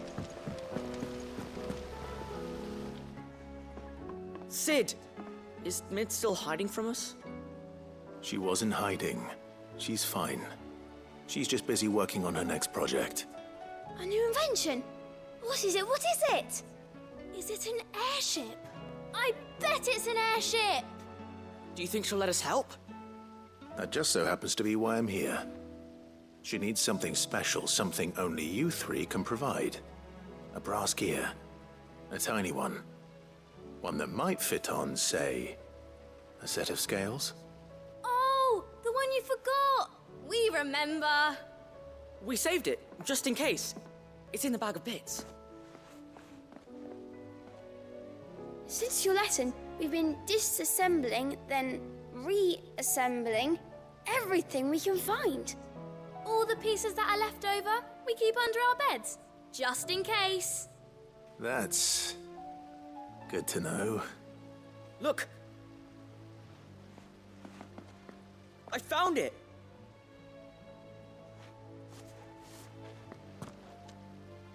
Is that all? Just the gear? We have more parts if Mid needs them. That's all for now. But I'll let Mid know about your... hoard. Just in case. Thanks, Sid.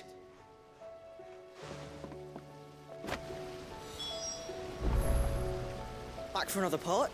We've got screws and bolts and nails and knobbles and noodles and,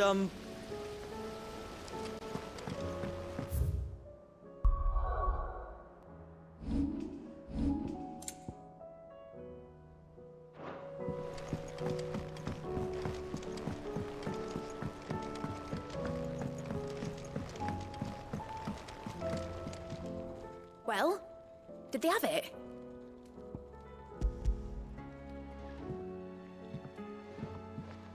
They did. And they kept it somewhere nice and safe. Will it work? Will it work?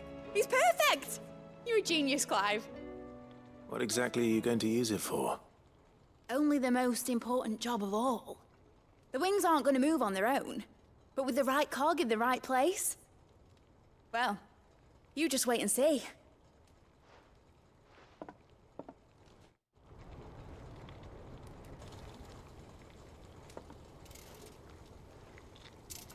That should do it.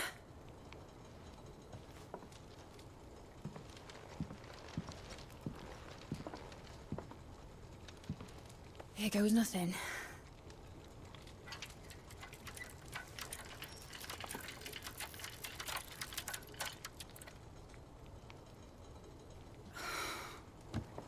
Titan's tits. It wasn't supposed to fly, was it? Of course it was supposed to fly. Wouldn't be much of an airship if it didn't. Honestly, these bloody engines are driving me mad. I was so sure this would be the day she soared. The Mithril engine was made to make dreams come true. But maybe this is one dream the world's better off without. Show folk how to take flying. It won't be long till they're raining death down on each other. People will lose their homes. Children, their mums and their dads. Like I lost mine. I'm sorry. So am I, Clive. So am I. Sorry that I have to choose. Do I follow my head, or do I follow my heart?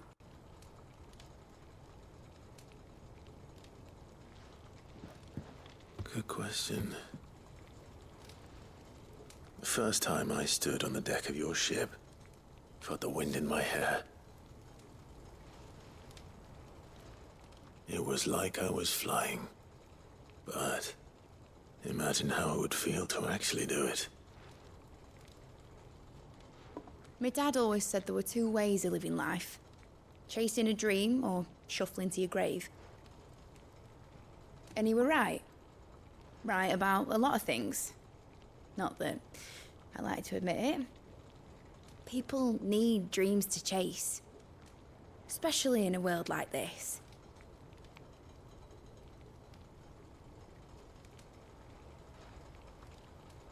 Right.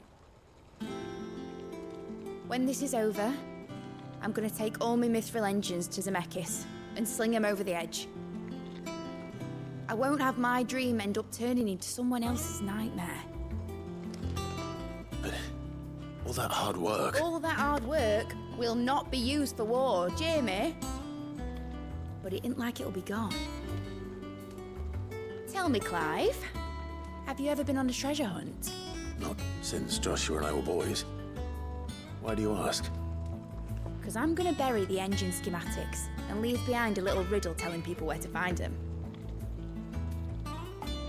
A really hard one, so that only the most dedicated dreamers will ever be able to work it out.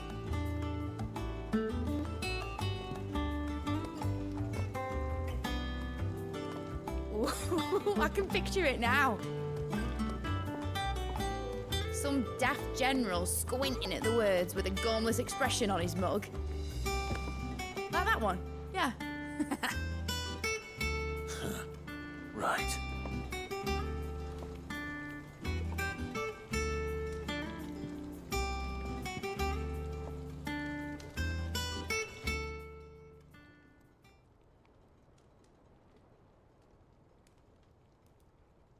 Of course, if I'm putting this engine at the end of a treasure hunt, I'll still need to make it a treasure worth hunting for.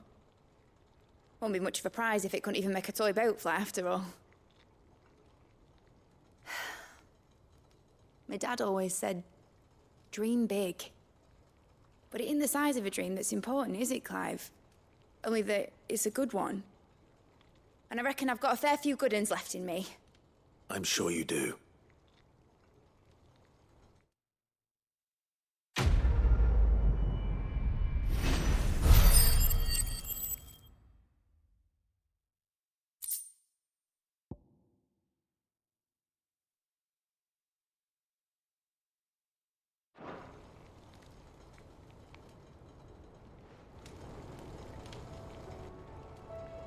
What shall I do with your model?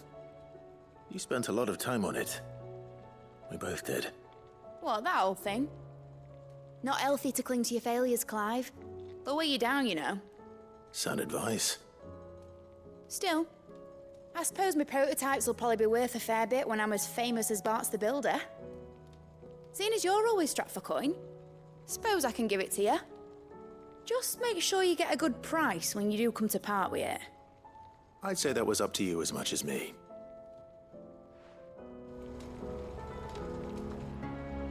All right, Clive.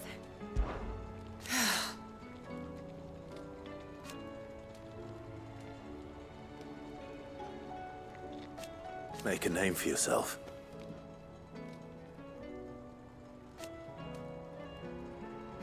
You better bloody had to and all.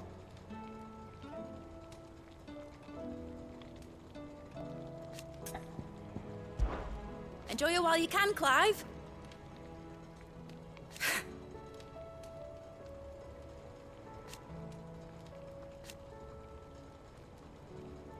Imagine that, eh?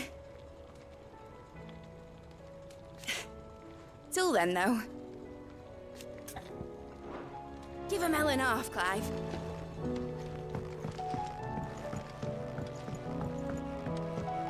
Has Midadol mentioned a new project yet?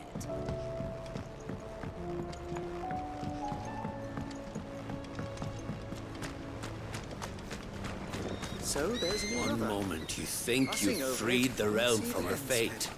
The next, a darker one rears up to replace it. What awaits us when we finally attain release? I will not let them be forgotten. Sid, may I have a moment? Of course. It is an honor to finally speak with you. My name is Herman.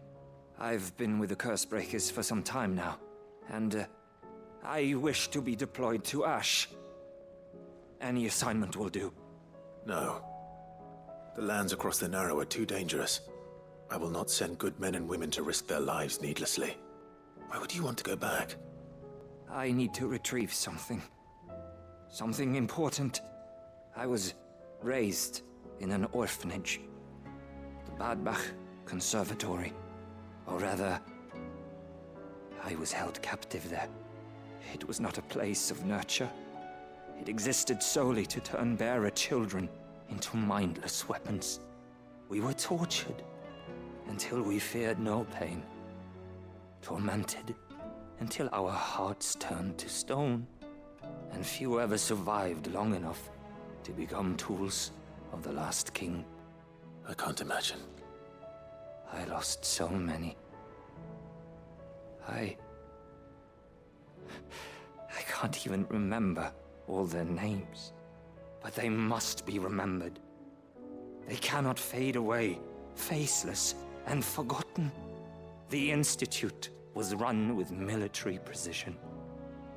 Every child measured, every name recorded, every death logged with meticulous care. Sid, allow me to travel to Ash and recover the registry so that my brothers and sisters might live on. I understand. Forgive my impropriety. I will not let this defeat him. No, I will. The... You were a good friend, Herman. But the fact remains that Ash is simply too dangerous. Sid, please. Even should it cost me my life. Too dangerous for you, Herman. But not for me. I'll go to Bad Bach and find the registry. You will? I won't let you risk your life. I don't know how to thank you. You can start by telling me where I'll find this orphanage. Vida Grace. Hidden in a forest, overlooking the plains. All right. I'll see what I can find there. May the mothers guide you.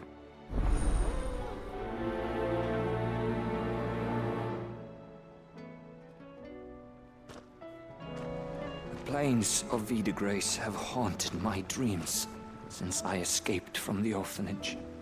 I can't say I was looking forward to returning.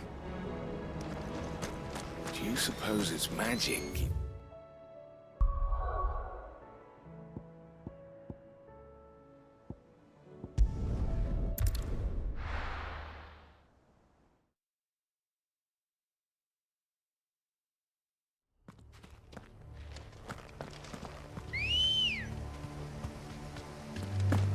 Come on.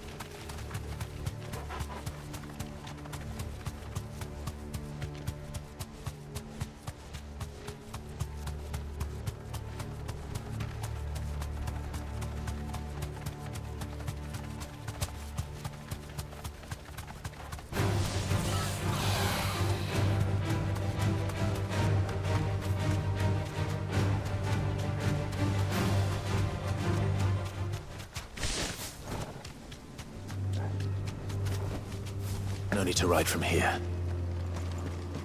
This must be the orphanage. Hopefully the registry is still here.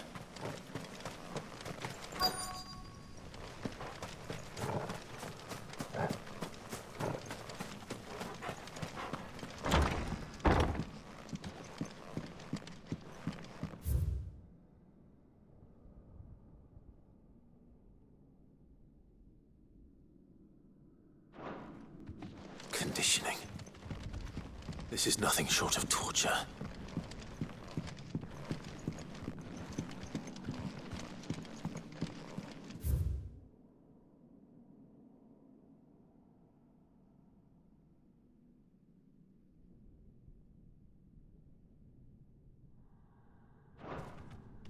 Disposed of. Herman wasn't exaggerating. It's a wonder he survived this place. I need to find that registry.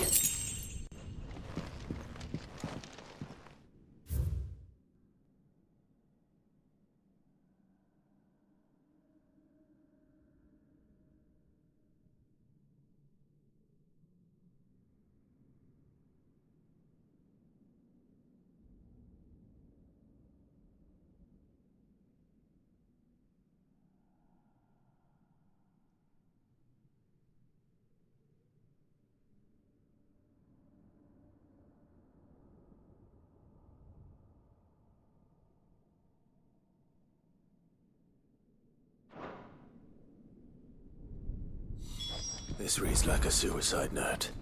Did the director go through with his plan? There's only one way to find out.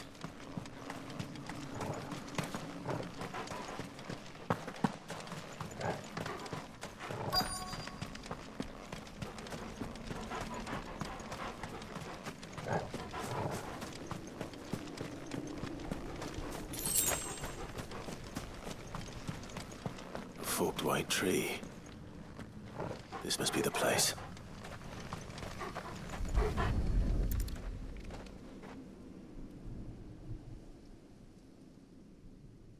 Could he really be buried here? There's something hidden among the roots. Let's see.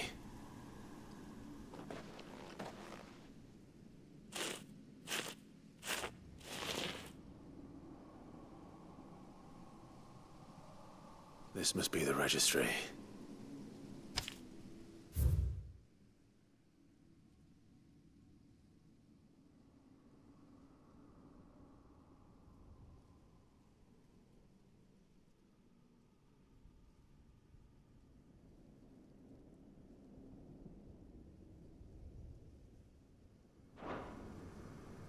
So many names. This place was a slaughterhouse. But where is the architect of all this misery?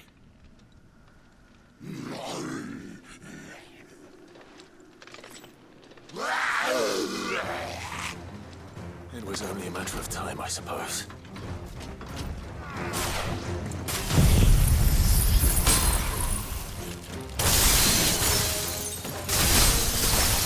This place is cursed.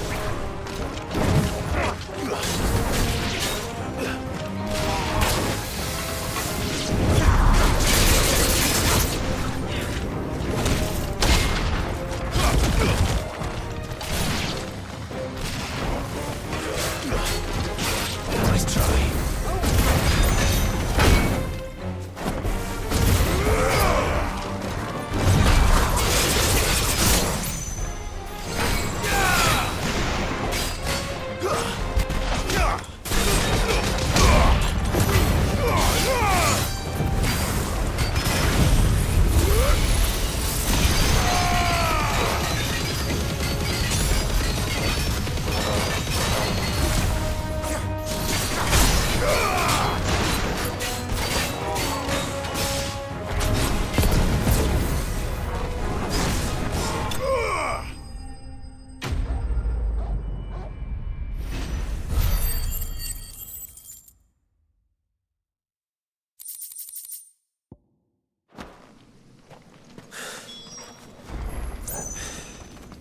I'm done here.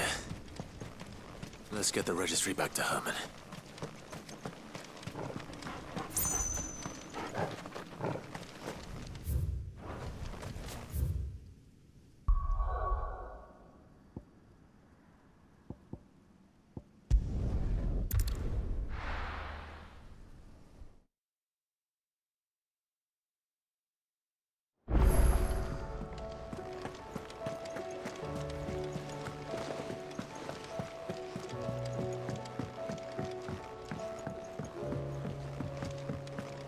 I read Gav's report on Stone here.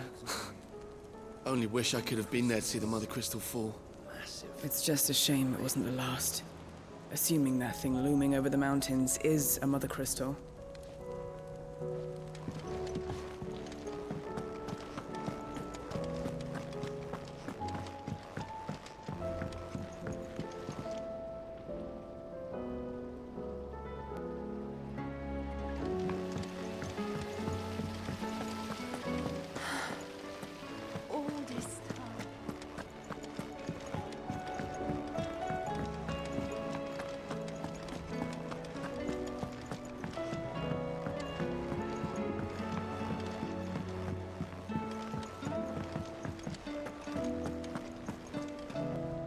I hear that you traveled to Ash, Cid. Did you by any chance recover the names of my fallen friends? I did. Yes.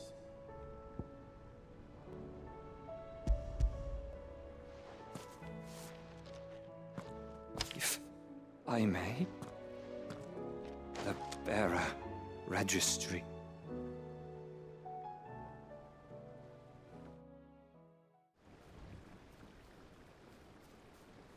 The director was a brutal man. He got no worse than he deserved. The registry was all I found beneath the tree. There was no sign of a body, nor any record of what happened to the children after the orphanage closed. I pray that at least some of them survived. All their names are here. The ones we lost. My friends. My light in those dark times. I can still remember their faces, like it was yesterday. Children who were taken from their bunks in the morning, never to return. No explanation ever offered. They'd be happy to know that you survived, Herman. But why did I make it out alive, when so many others died in that awful place? It's not your fault. And blaming yourself won't bring them back. Honor their memory. See that their names live on. That way, at least. They're never truly gone. Thank you. Sid, I'm going to write a book. An account of the horrors of Bad Bach, and the spirit of those its custodians sought to crush. All of Valisthea will know of our suffering. And in the name of those I lost, I will not let it happen again. Neither will I. These records would have been buried for all eternity, were it not for you. Thank you.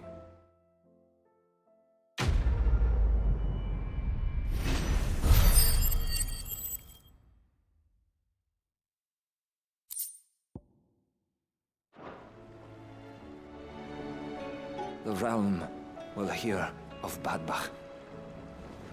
And I pray that the tale of my fallen friends will spare future generations the horror we endured. Thank you for helping keep their memory alive.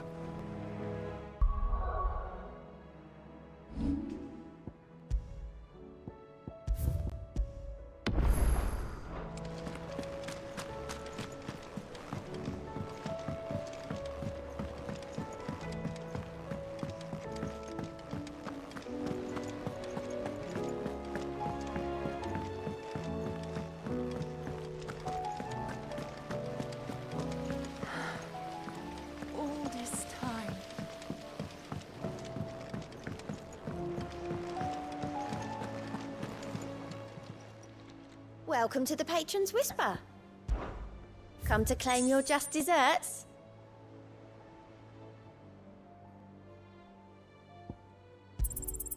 Here you are.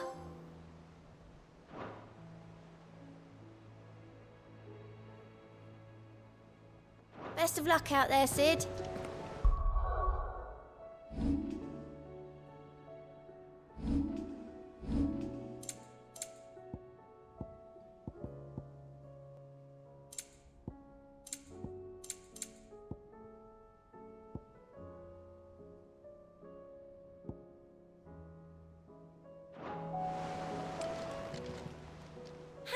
Help you today, Clive? Come again. I may have...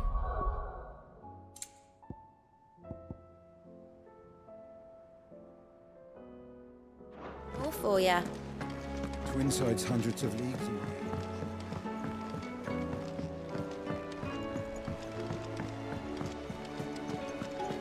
You be careful up there. If you happen to step...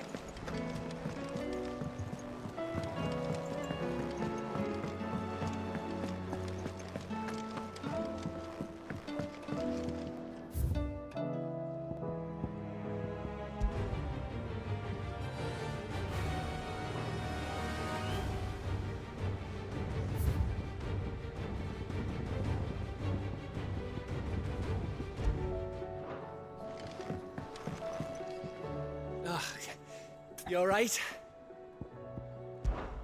Something troubling you? No more than usual.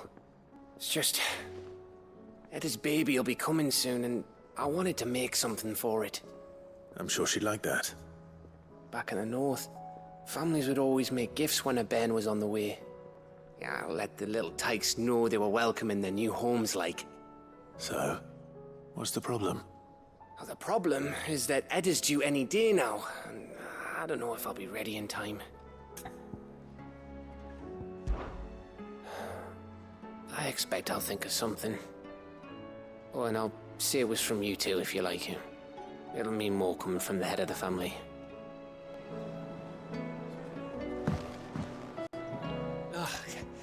You alright? Something trouble.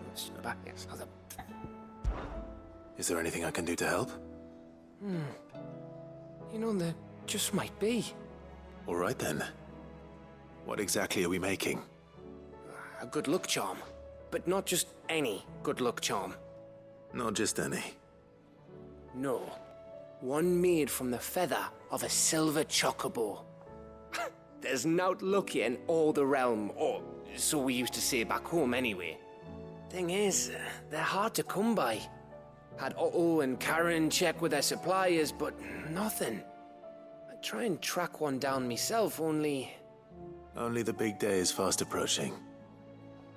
And that's all you need, a feather. That or the bird whose horse it's attached to, aye.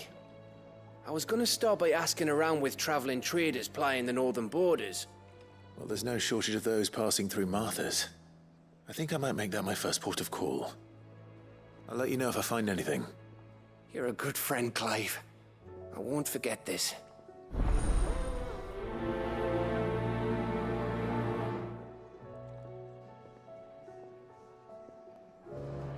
Can't say I've ever seen a silver chocobo myself, but I have seen one of their feathers. Look just like a normal one, only silver, obviously. Well, grey. Can't say I've ever seen a silver chocobo.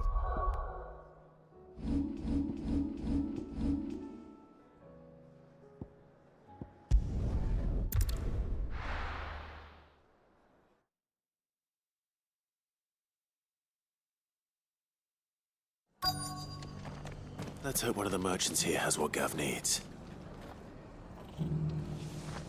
Excuse me. I'm looking for something. Oh, well, then I'm your man. A silver chocobo feather. Oh, or maybe not. Though you're not the first to mention the bird around here. There was a man stopped by the rest not long ago claiming he was attacked by a silver chocobo. Near some gutted hovel not far from Eastpool. Most took him for a braggart and a liar, but who knows? Perhaps there was some truth to his tale. We'll see. Thank you. The feller who claimed he was attacked didn't linger here long. Said he was gonna go back and capture it. Prove us all wrong. And that was the last we ever heard of him. Look, Daddy. Shining so brightly. Isn't it pretty? Yeah. Pretty blooming sinister.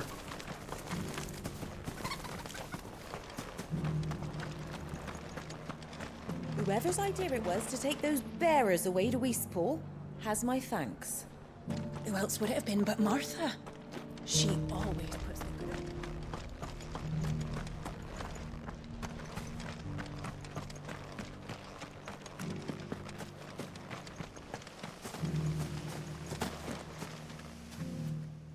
Can I help you with summit? You wouldn't happen to sell silver chocobo feathers, would you? I deal in fruit, not fancies. But if it's fancies you're after, I suggest you try Rhiannon's ride. Was a silver chocobo seen there? Oh, yes. If you believe the ravings of a madman. It wouldn't be the first time.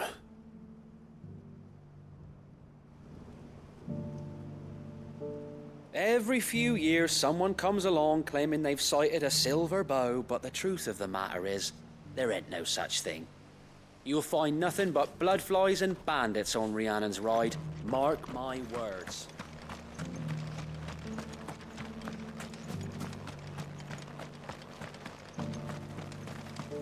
The people of the rest may seem to be in high spirits, but give them a little wine, a little company, and the tears soon begin to flow. Don't keep your woes to yourself, soldier. Open those floodgates. You'll feel the better for it, believe you me. It doesn't still hurt, does it? Oh, 1,000 Akashic jars couldn't hurt me. The world seems to be changing so fast lately I can hardly keep up. But what I do know is that there's more bad news than good. You can tell that just by looking at people's faces. Want to know how to tell if the world's going to rack and ruin? Look for busy bladesmiths. I've got greens of all Looking for shapes and shelter, sizes. Colours too. Just because the heavens have gone to rack and ruin, it don't mean we have to. Ah, Lord Rosfield. Don't look so surprised.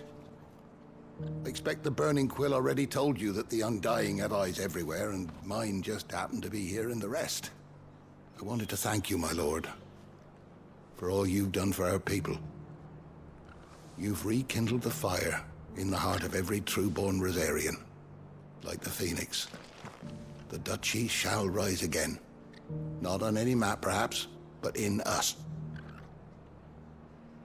I wish you the best of luck on your journey, and may the Firebird's flame burn ever in your heart.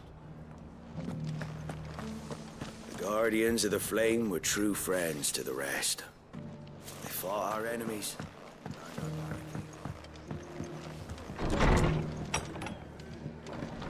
Can't say it wasn't a relief to see the better part of the Guardians finally taken. Good to see you. When I was a little girl,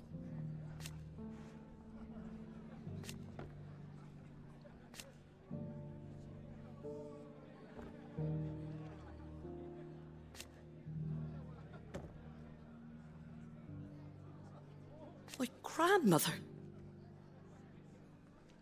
I swore then and there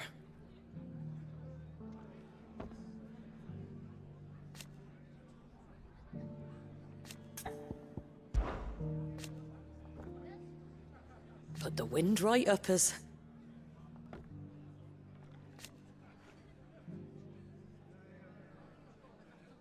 And thank goodness they did.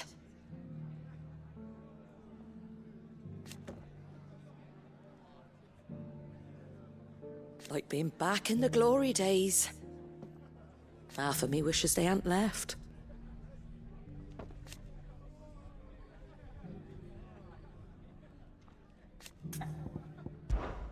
It ain't exactly a bed of roses.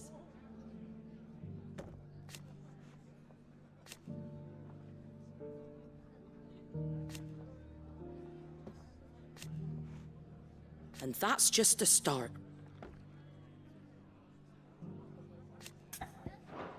Give the others my regards. Are the bearers taking well to their new homes, you know? I sometimes worry how they'll manage without me to cook and clean for them.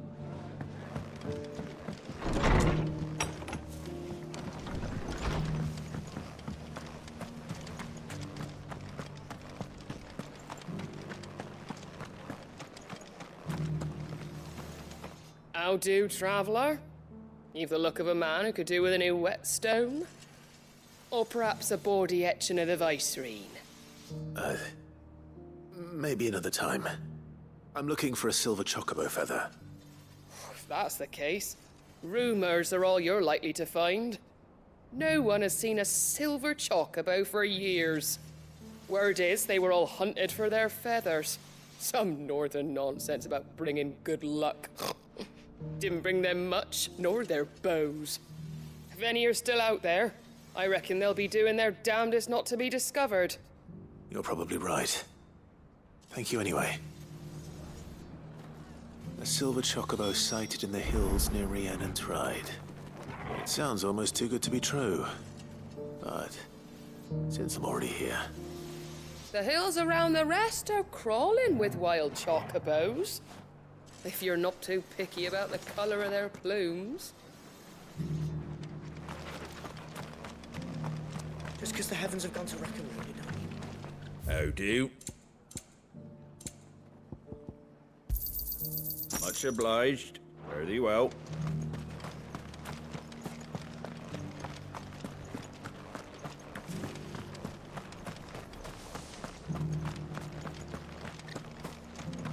I'll build a barricade so sturdy, even a bandit girl run blue.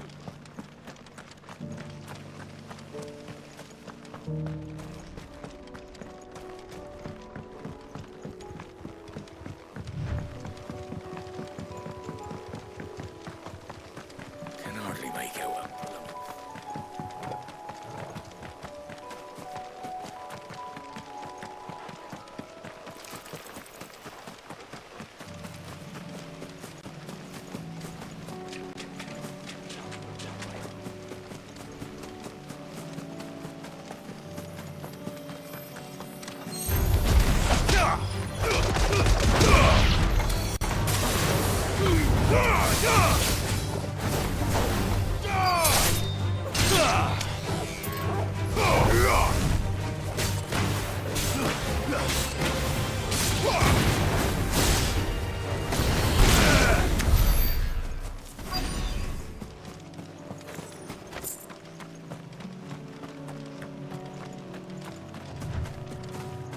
Tracks.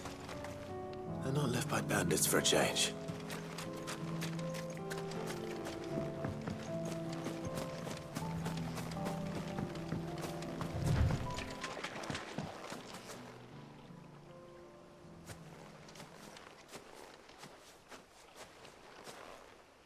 More tracks. And these look fresh. The Chocobo was here. And recently. Perhaps it still is.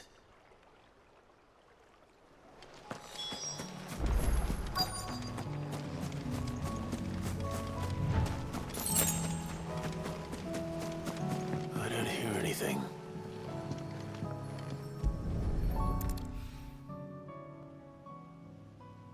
Well, I'll be damned.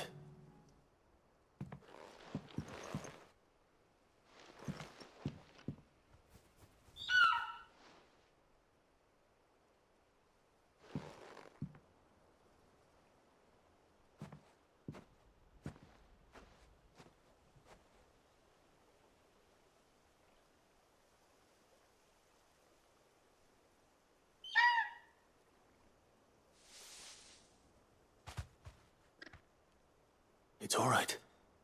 I'm not going to hurt you. Just borrowing a feather for my friend.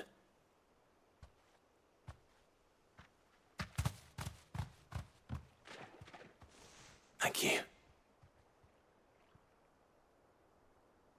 Let's get this back to Gav before they change their minds.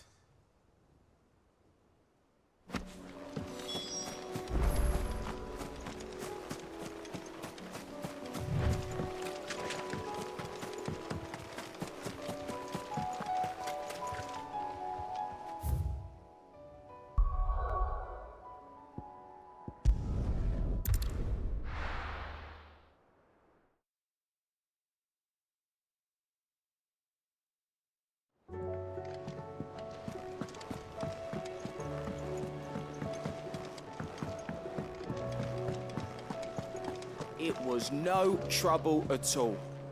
Still, I appreciate it.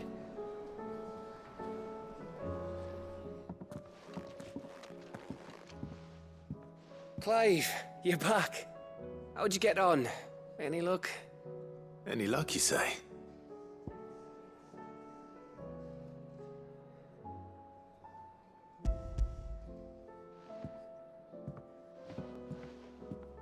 Crystals crack.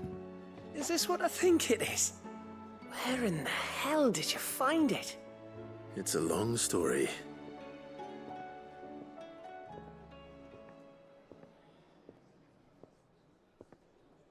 Right there on the road to Eastpool.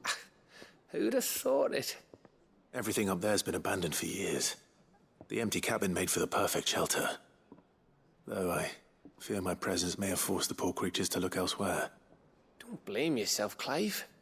The Blight's right on Eastpool's doorstep. They'd have had to move on before long, even if you hadn't have turned up. They'll find a new home. Trust me. After all, that's what us endangered animals do. Anyway, what matters is, you managed to nick us one of their quills before they could run off. And now all that's left is to fix it to the carving. I didn't know you could carve. Reckon there's a lot you don't know about me. Like the fact I'm as good with a whittling knife as I am with a sword.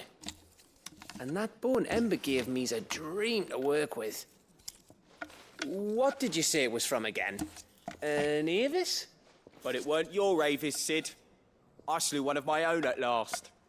So all those long nights in the pit finally bore fruit. I'm proud of you, Ember. Don't speak too soon. I ain't done my trial yet. There we go.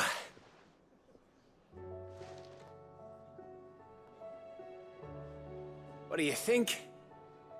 I think if you ever hang up your scouting cap, you'll be able to make an honest living. Oh, will I? I should go and see if Ed is awake. Give it my best. You can give it to yourself. Come on.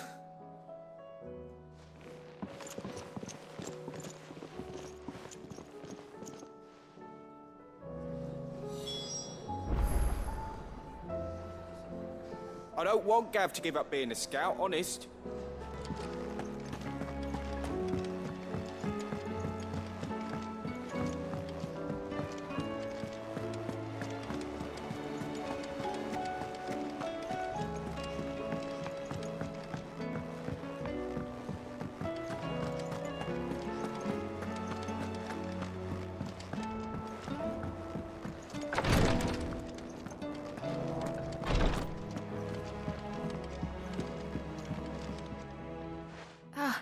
Me lords. How are you feeling? Well, thank you. Is something wrong? Wrong? No, nothing like that. What it is, Go on, please.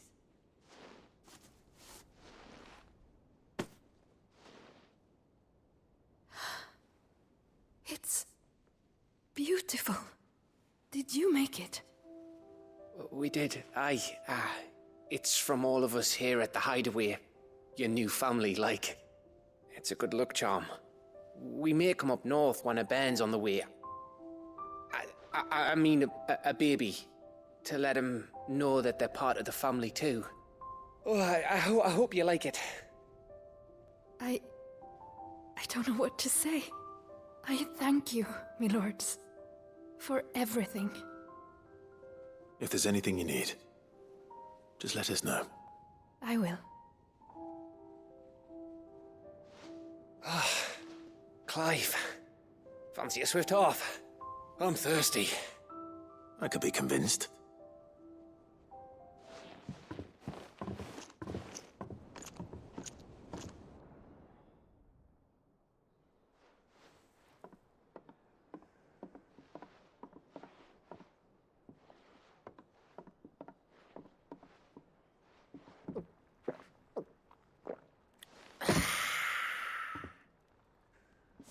Don't you think you've had enough? No, we're celebrating. I'm gonna be a father. I think Edda might have something to say about that. You know what I mean. Bit of light in these dark times.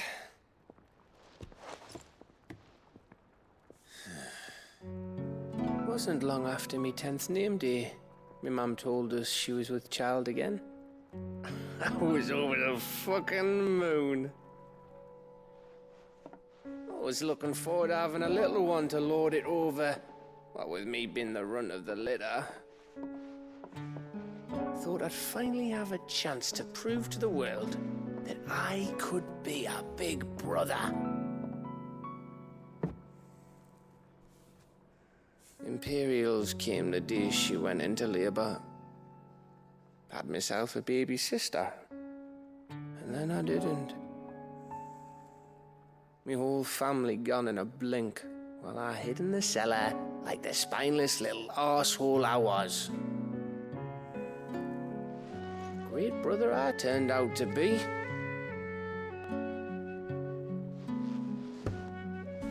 I'll never be a leader. And I'll never be a hero. I'm just a daft little dog who comes running when his master calls. be like you, or Sid, or Jill, or even Torgal. Have you finished? Maybe.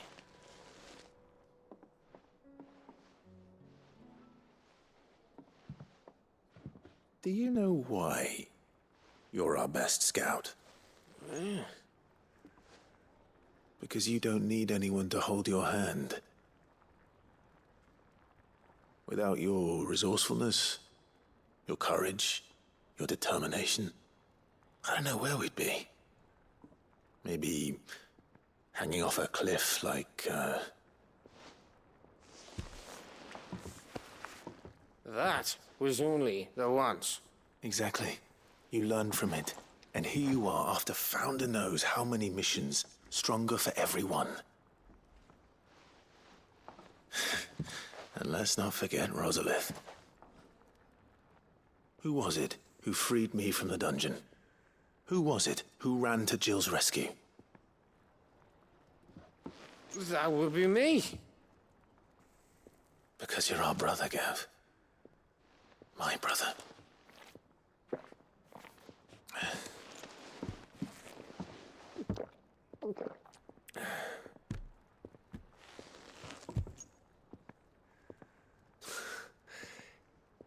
Your brother.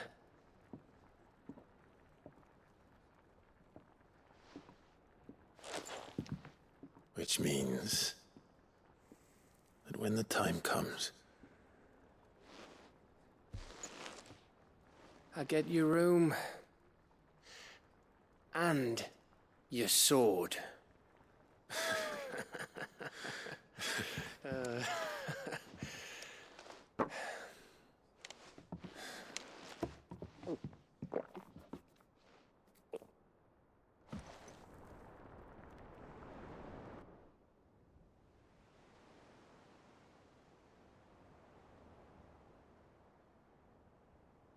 I may have had one too many. you may have had 10 too many. I said I was thirsty. Better get back to work anyway. After I walk this off. Clive? What is it? Thanks for, you know. I know.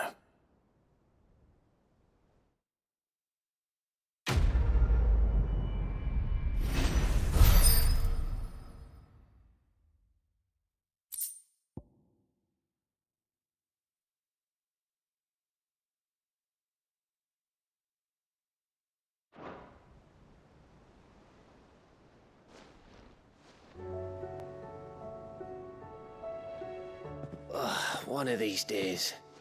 One of these days, I swear it's gonna be me who drinks you under the table. If by under the table you mean retching on my boots half the night, I reckon one of those days was yesterday. Ha ha, you think you're so funny. But just wait till we crack open the bottle I left in your chambers. That stuff's strong enough to burn the horns off a behemoth. Sounds like I'll be needing some new boots.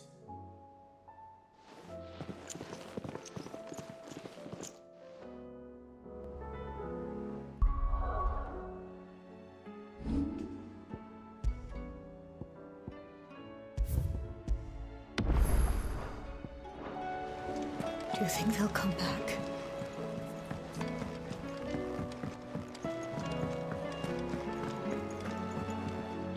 How's it gammon?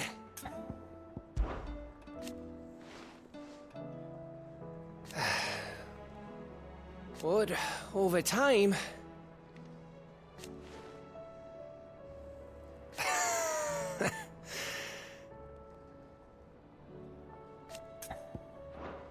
I'll hold the fort.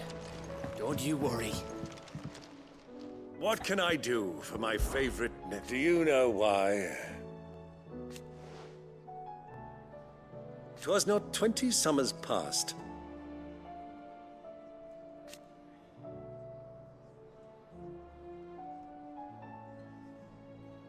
Your mother the Duchess. But above all, and so you see... That's my boy!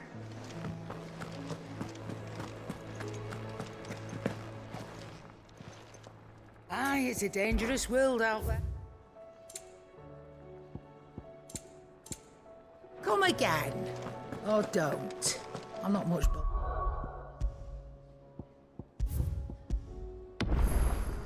But either way...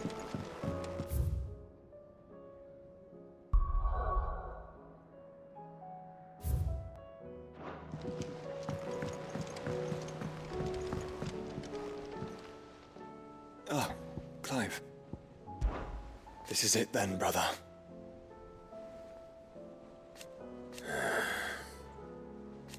Indeed.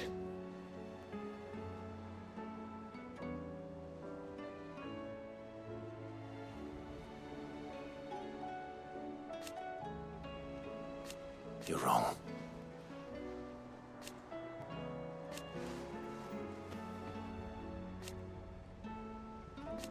Of course.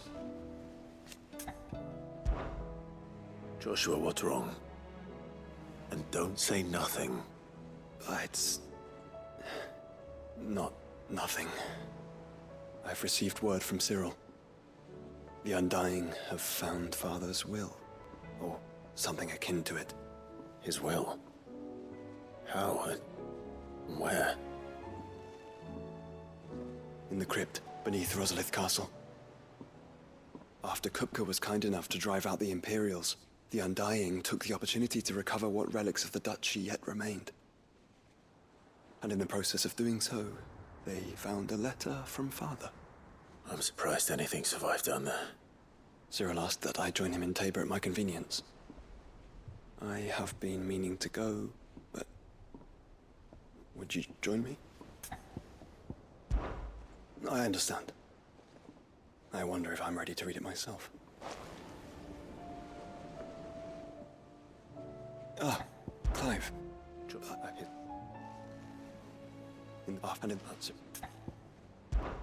Of course.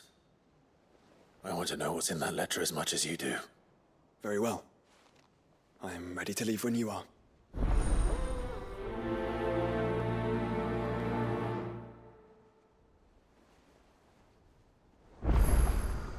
Back to Tabor, then. Not to be reunited with Yote this time, but with Father.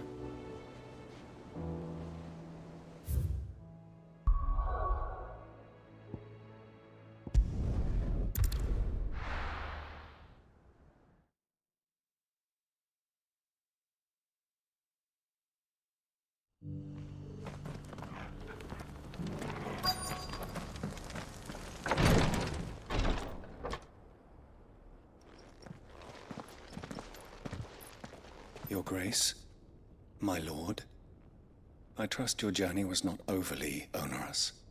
Cyril, you found a letter from Father?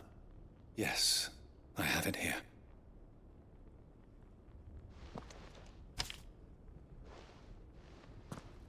If you would do us the honor, my lord.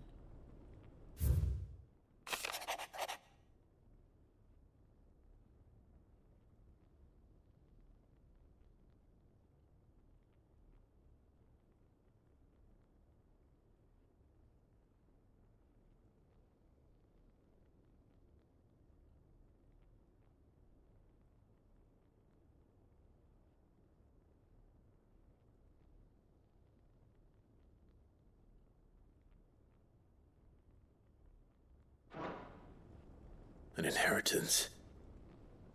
It would seem the late Archduke penned this missive shortly before his passing. The day before we left for Phoenix Gate. What are these plans he spoke of? His plans for the Duchy, Your Grace. Your father entrusted them to my predecessor, the former bearer of the Burning Quill, who entrusted them in turn to me. The complete emancipation of bearers is their stated aim. But your father's dream did not end there. His Grace also spoke of building hospices to care for those stricken by the curse, and the founding of a new university to further the development of non-magical technologies. With the blight spreading ever more widely across the Twins, Archduke Elwyn saw this as the only means of securing Rosaria's survival. He wished to see men and bearers treated as equals. To see centuries of common wisdom overturned. Small wonder he did not think it achievable within his lifetime. But he thought it achievable nonetheless. Had he not, he would never have written this message. Nor would he have entrusted his vision to his most faithful aides. Those who would have stood with you, shielded you from the machinations of the less benevolent personages at court. It's a pity only they are still with us. 'Tis true that those most loyal to your father were the first to suffer the Duchess's wrath. But one at least remains, and she has come bearing gifts. What do you mean? Mayhap it is better that she explain, my lord. After all, the duties entrusted to me by my predecessor extended only to recovering His Grace's will and arranging a meeting with the one who might execute it, or a part of it at least.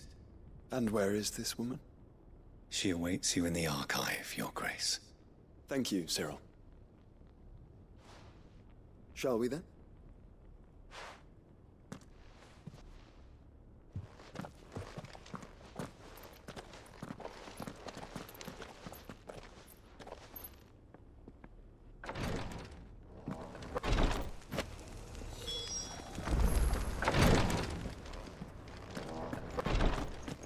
Guest awaits you in the archive.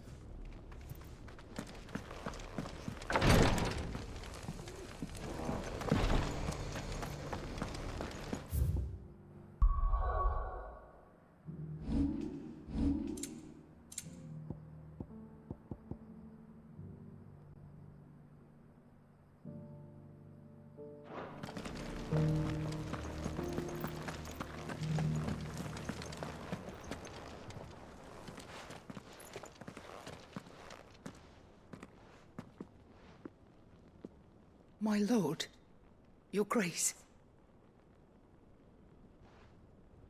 I hardly recognize you.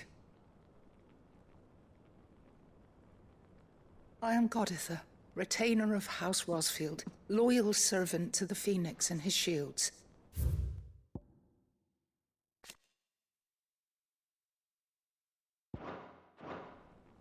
Your father, the Archduke Elwyn, entrusted me with the delivery of a gift.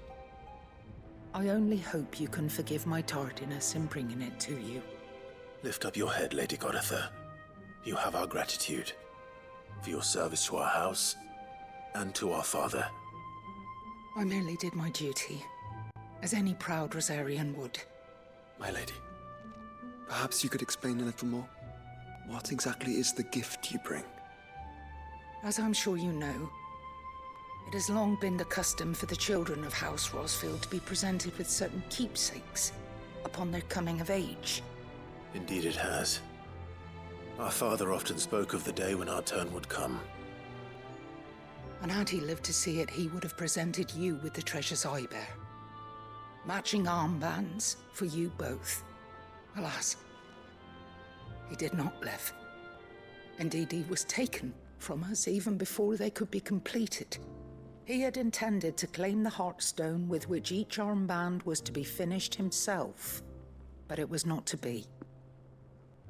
And his gifts remain incomplete. I see. It saddens me to bring them before you, as they are. It was your father's wish that you be presented with the finished articles, not these, works in progress. But with His Grace long since gone, and the stone left unclaimed, I had little choice. You are grown men now, and his house is yours. And while I would not presume to insist upon your claiming the Heartstone in his stead, I know that nothing would have pleased him more than for you to do so. Thank you, Lady Goditha. What say you, Clive? What else? Of course, my lady. May our father's will be done. Oh, I am much obliged. Do you know where we might find this Heartstone, my lady? I do. Though it may be a matter of a good deal more than simply happening upon it. It is found in the bellies of elder griffins, you see. We do at least know where to find one. A certain specimen has made its nest in Titan's Wake, not far from here. A certain specimen? You are most perceptive, Your Grace. In answer to your unspoken question, yes. In fact, this is the very same beast your father meant to slay. I have been tracking its movements since you were but a boy. Were you to slay it in his stead, as men of House Rosfield, it would surely make your father proud. What say you, Joshua? What else?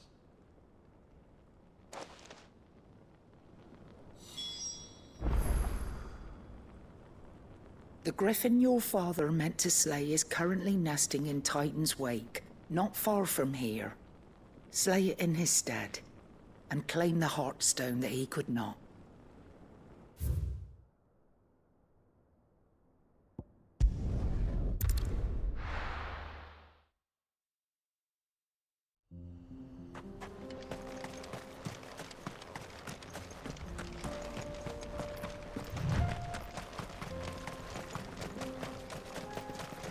Eyes peeled, Joshua.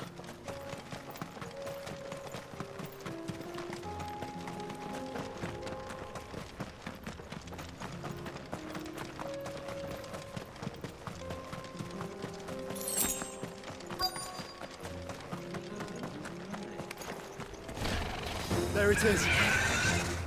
For House Rosfield.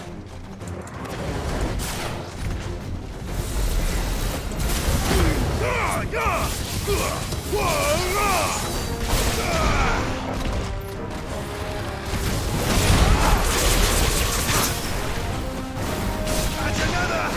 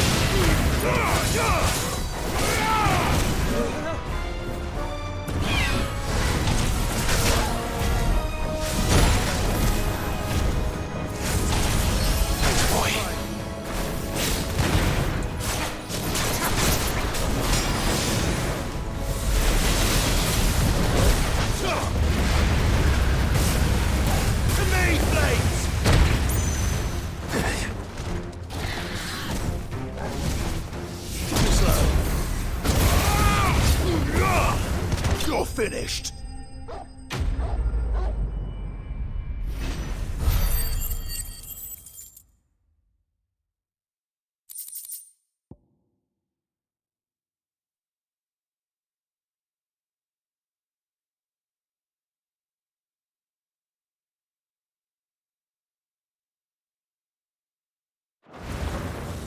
Is this the Heartstone?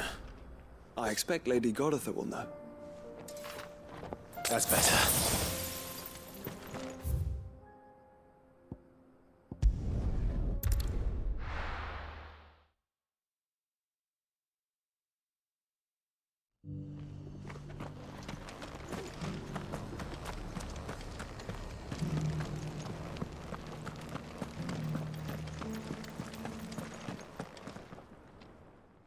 Thank the Founder you were safe.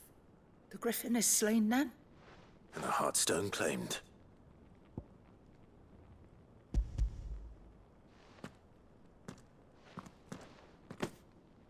Yes. This radiant luster, like frozen flame, it is just as your father described it. Thank you, my lord. Your grace. Your father would be so proud. Lady Goditha, the lapidary is ready. Thank you, Cyril. I will be with him shortly. If you would excuse me, I shall have the stone cut and set forthwith.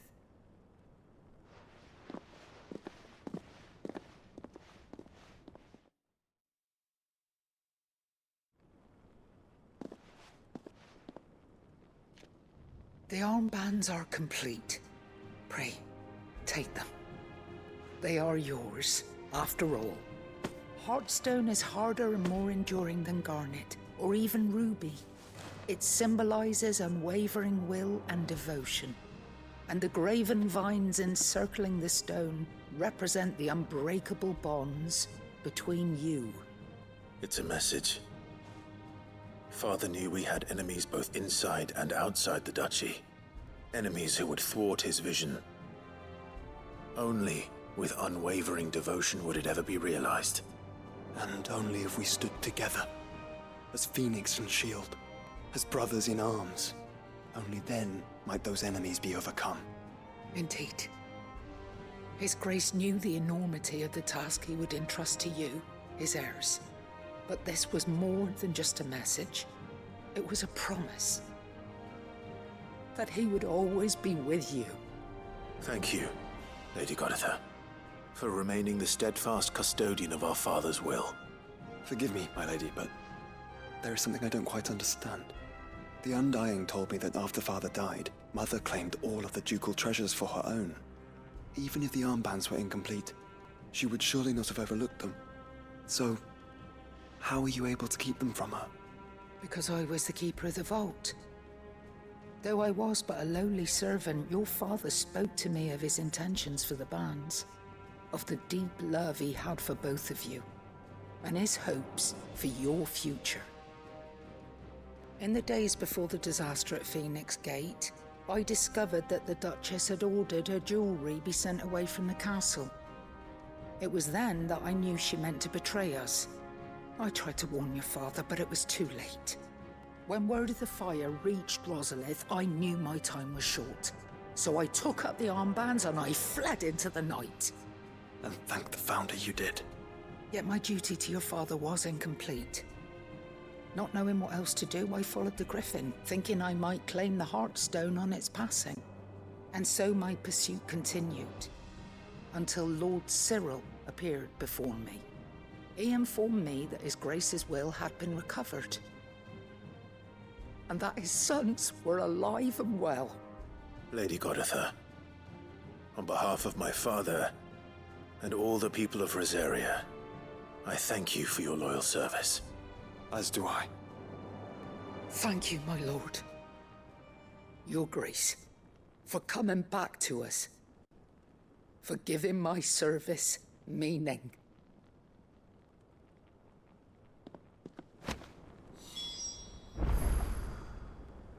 I remain your faithful servant, my lord.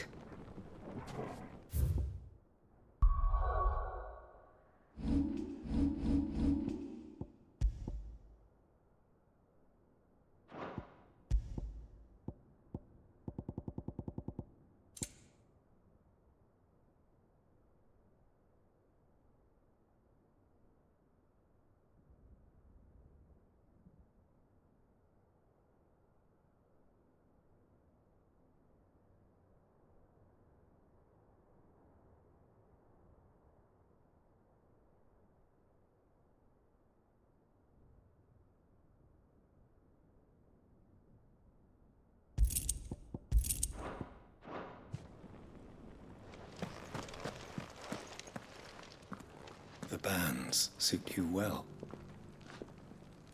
It must be gratifying to finally receive the inheritance that was denied you for so long. It is.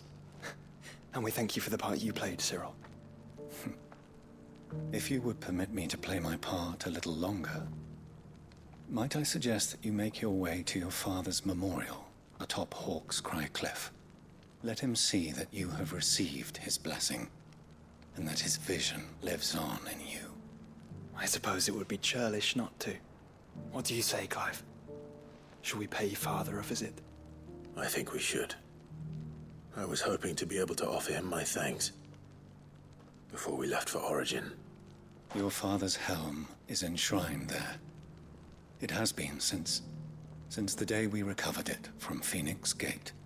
I prithee claim it, for it too is a part of your inheritance, and I do not doubt that your father would prefer it in your hands than perched upon some lonely rock. Thank you, Cyril.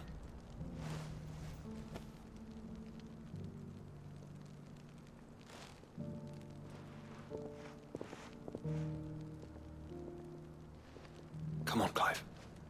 He's waiting.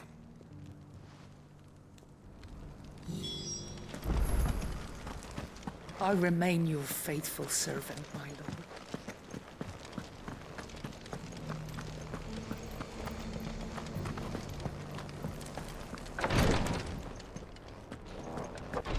We of the Undying erected a memorial to Archduke Elwyn atop Hawk's Cry Cliff.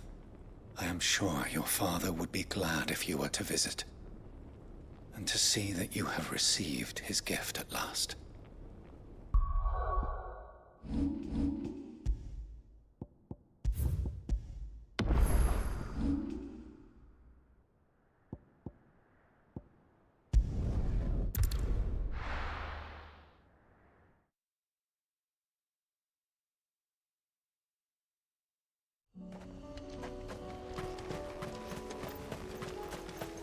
Unwavering will and an unbreakable bond. Do you really think we're strong enough? Save the world? Of course. We'll overcome Father's political enemies. That I'm less certain. Especially knowing what we know now.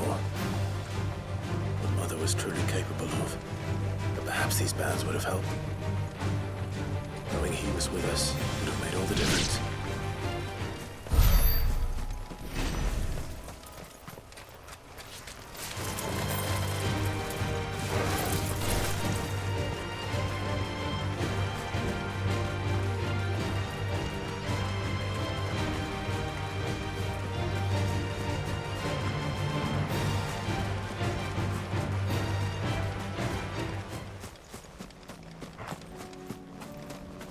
It's just back there.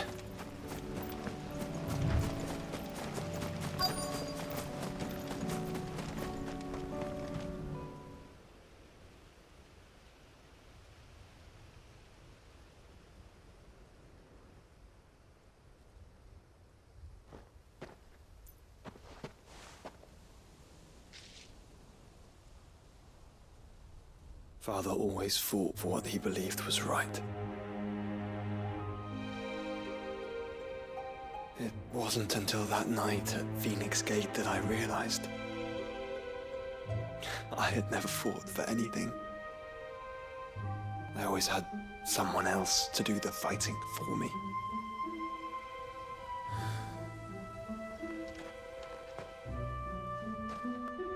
No matter how fate conspired against him, he never lost heart, never looked back, never stopped fighting. To me, he was the greatest of men. And I've been trying to live up to his ideals ever since.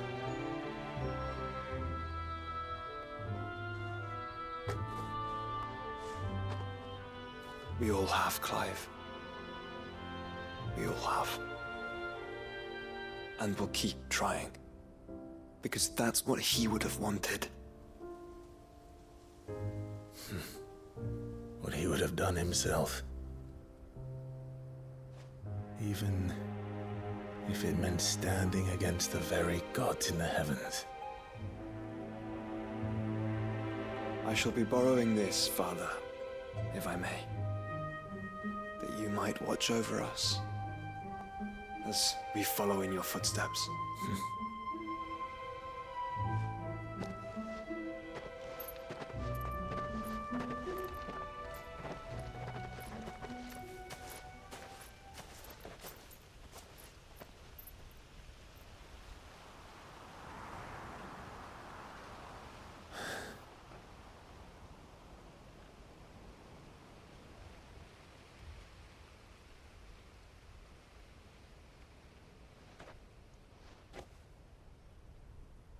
We won't lay you down.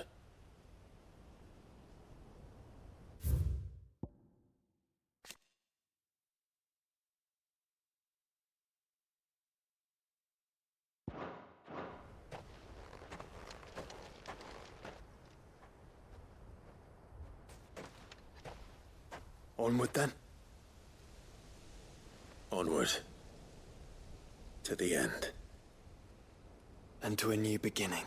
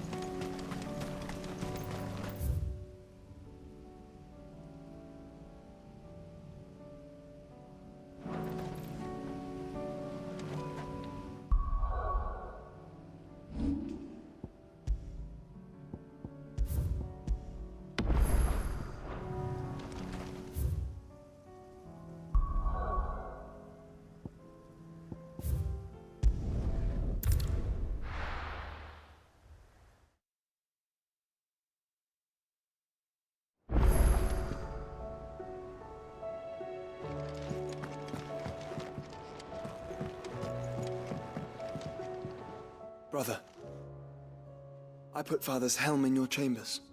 He should be with you when his vision is finally realized. Thank you, Joshua. For everything. Don't mention it.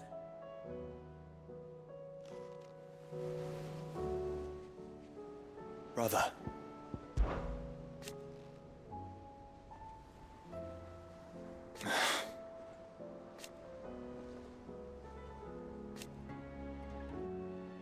His flame burns in your heart. To the end, brother.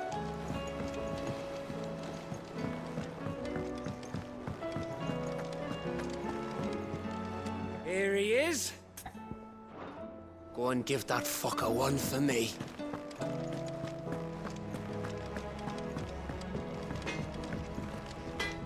Yep.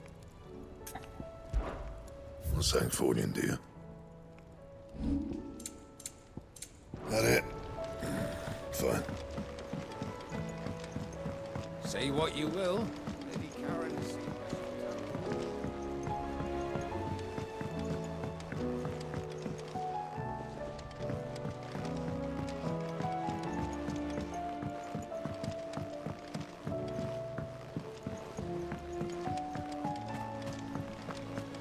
Do you think Sid will tell us about his adventures in Ash?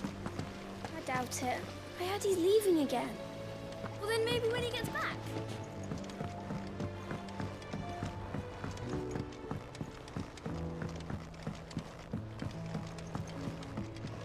You're not leaving already, are you?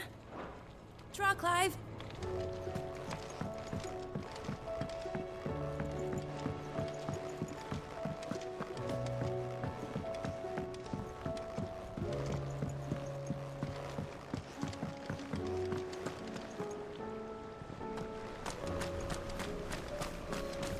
So there's one moment you think you've freed the realm.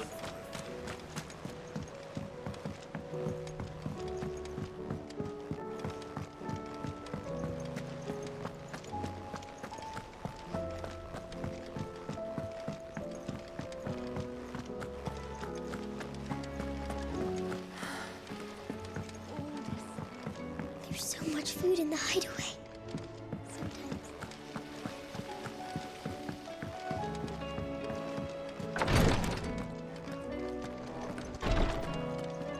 Clive, take care.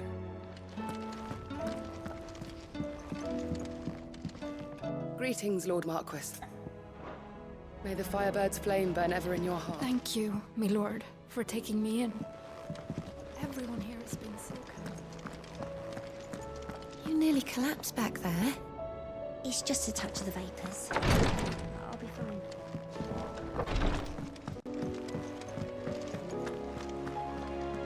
If you've got something to ask, ask. I'll be here if you need me.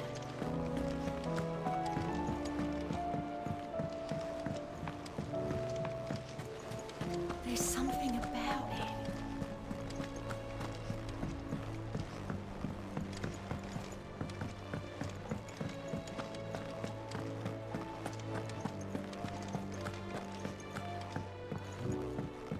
I will not forget this kindness, my lord. I shall go to Eastport.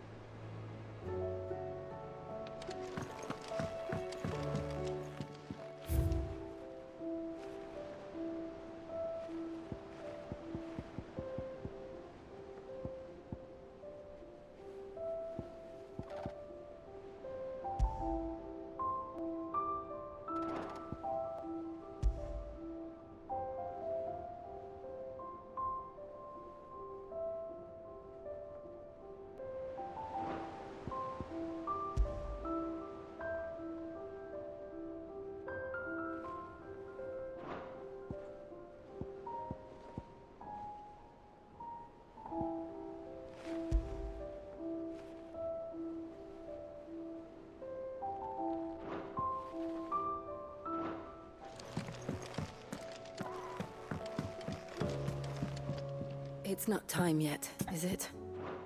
Be strong, Clive.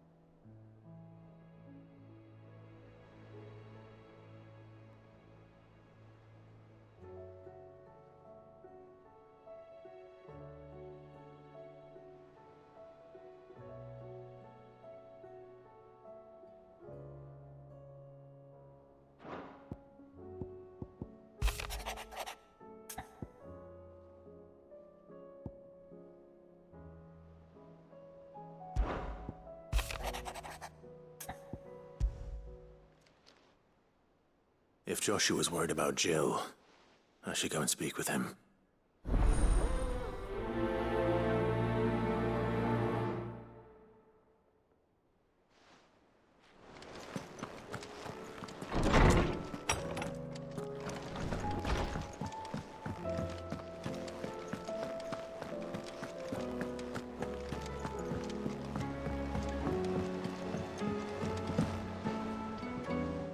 Joshua, I read your message.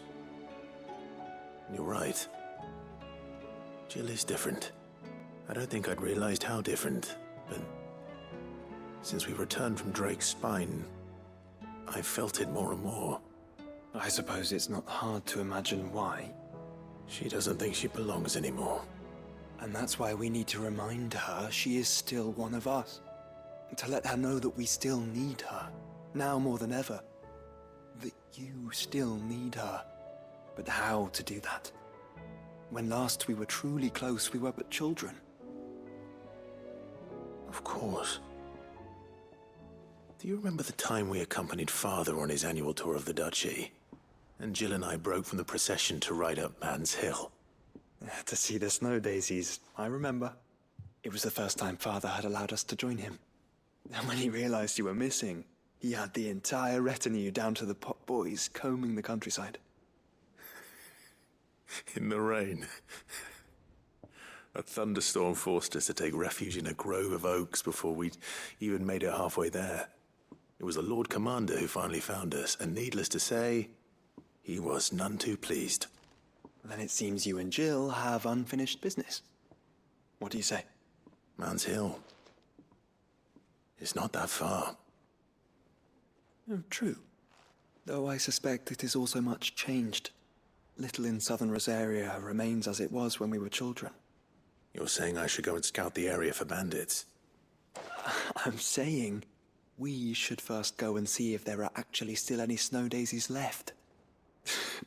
What would you do without me, Clive?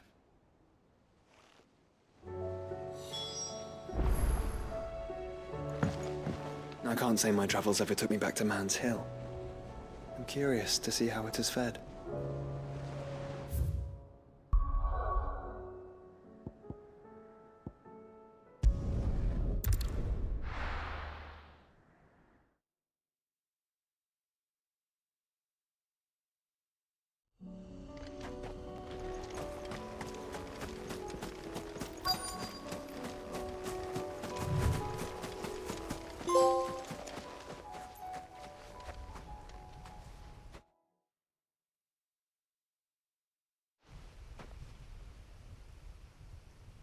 This is the place, but... I'm sorry, Clive.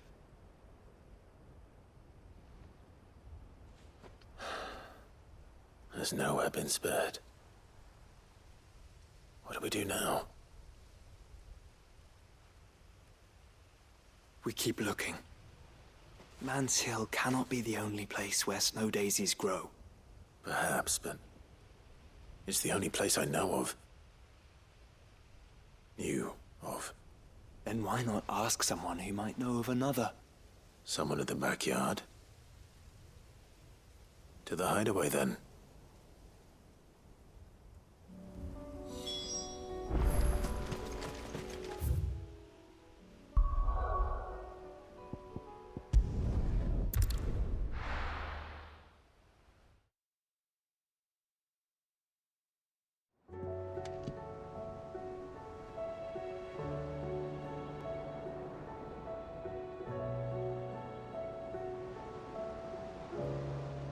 Let's hope one of the gardeners knows where to find snow daisies.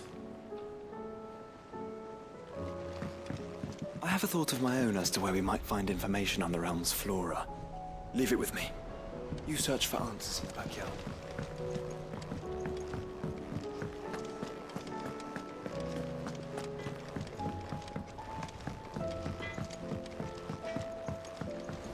Oh! You take care now. Say what you will.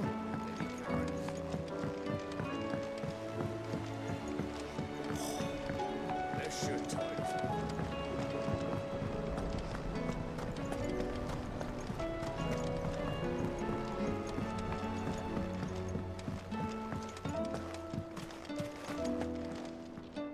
Oh.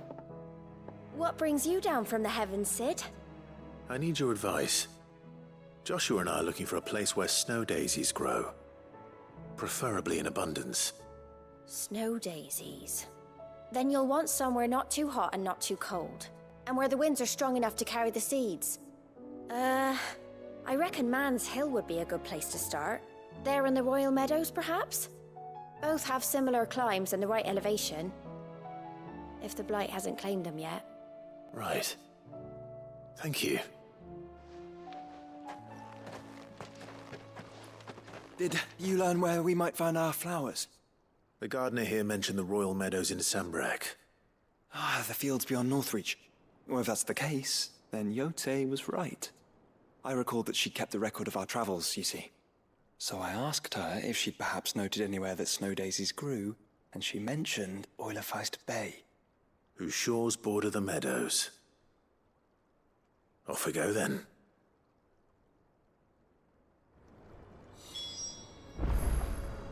The winds that blow across the Royal Meadows from Oilefeist Bay are strong indeed. Strong enough for snow daisies, it seems. Snow daisies may be beautiful, but they are really quite deadly. I wouldn't recommend eating one. You needn't worry about the backyard, Sid.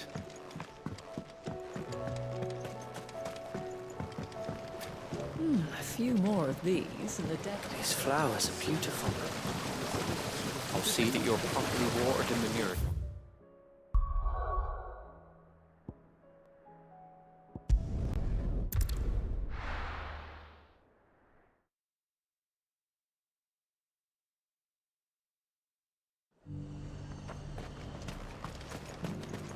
And how might I help the garrison today? The garrison did away with posting guards here at the wall.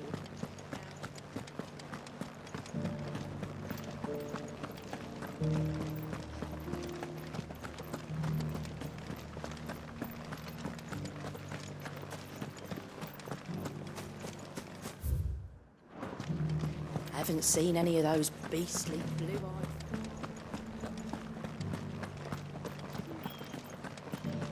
Do be careful.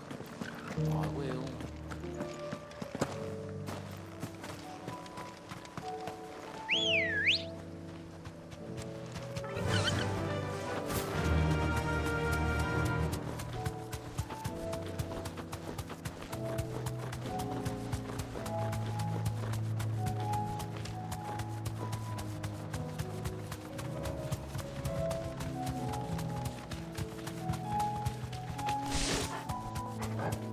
The meadows are vast.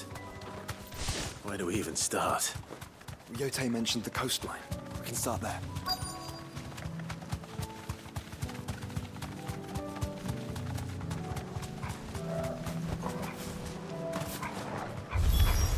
Look, brother. You see them?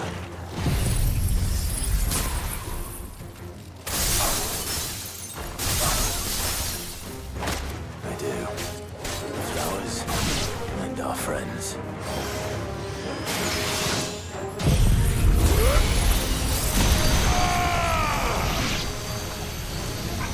Farewell. It's over.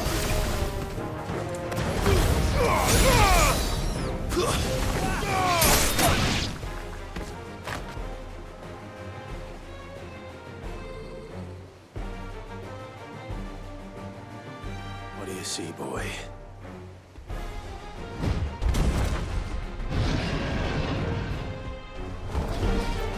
Let's hope this is the last one.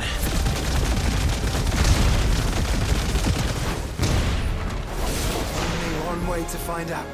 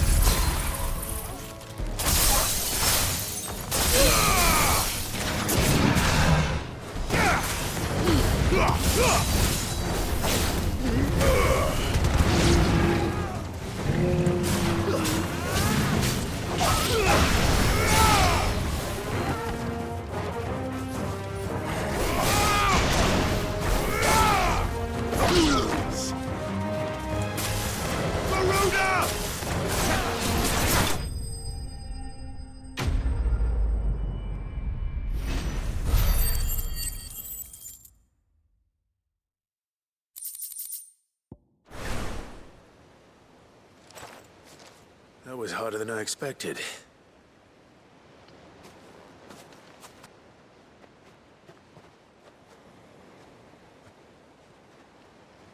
But Founder, it was worth it. They're beautiful.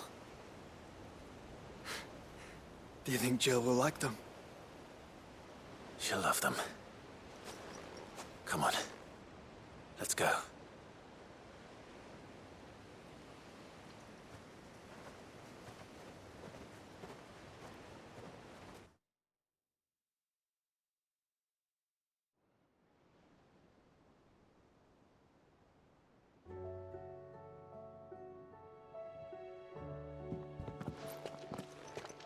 It appears my work is done. The rest, as they say, is up to you. Well, you and the skies. We wouldn't want another thunderstorm now, would we?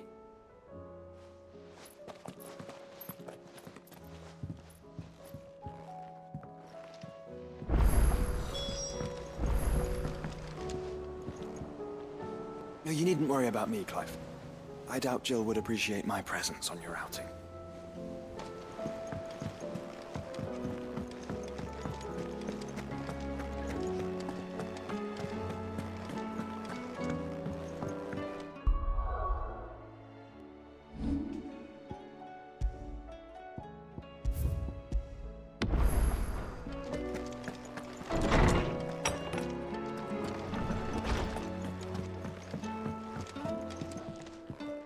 Jill, there's something I'd like to show you. There is? And where might this something be? It's, not here. Now, I know this is sudden, but how would you fancy a trip to Oriflamme?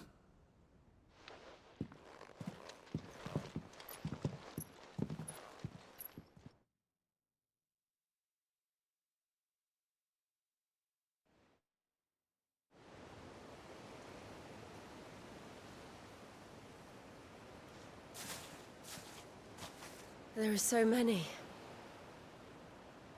This is what you wanted to show me. Yeah, I don't know what to say. You don't need to say anything. The smile on your face is enough. We've been worried about you. Joshua and I. Do you remember when I took you to Man's Hill? Or tried to? How could I forget? You saw me crying and thought a change of scenery might lift my spirits. In the end, it earned me a nasty cough and a stern scolding from your mother. But I felt wonderful nonetheless. I'm sorry. I had no idea what I was getting us both into. But I couldn't bear to see you like that. Before we left, my chambermaid told me she'd overheard your mother talking about my marriage prospects with some of the noblewomen at court. They were debating whether it would be more profitable to marry me off to one of the high houses instead of saving me for the ducal line. No one thought to ask me what I wanted. I was nothing to them. A pawn at best. I felt so trapped. So lonely. I didn't know. But I wasn't alone. You were there. Your hand in mine as we ran for those oaks. And I knew then, no matter what happened, I would be all right. I'll never forget that feeling.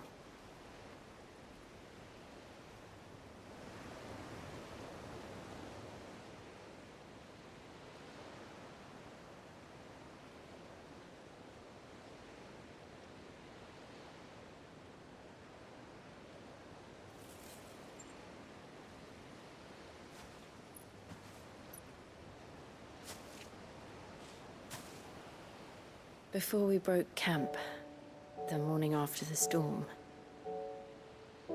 do you know what I did? No? What? I slipped away from my governess to climb the tor. And from there, I saw a sea of petals, all reaching for the sun. And I realized that no matter how terrible the night, dawn would always come.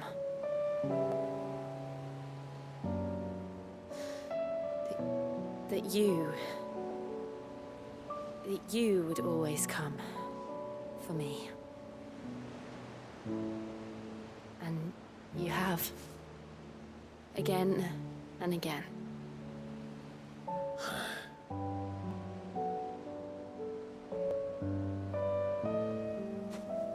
Where do you see us? When all this is over?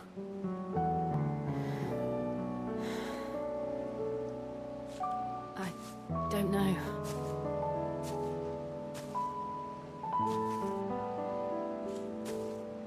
Not here, though. I think I've outgrown the twins. After everything we've been through, the realm just seems so small. I'll need some space to spread my wings. Then that's what you'll have. And I'll stop at nothing to see that you do.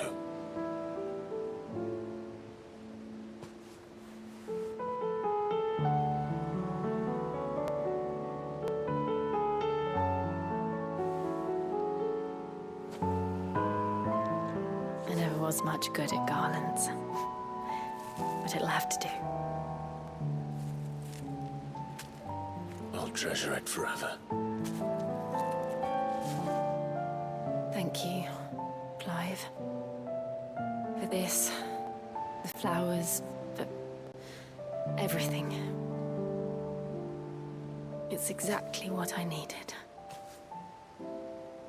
You are my treasure.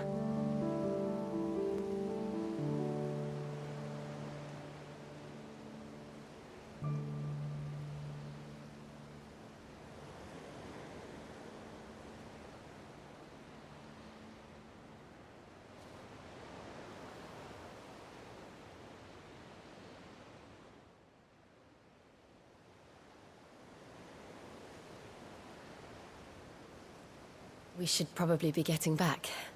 I expect the others are wondering where we are. You're right. There's still much to do. And we'll do it together.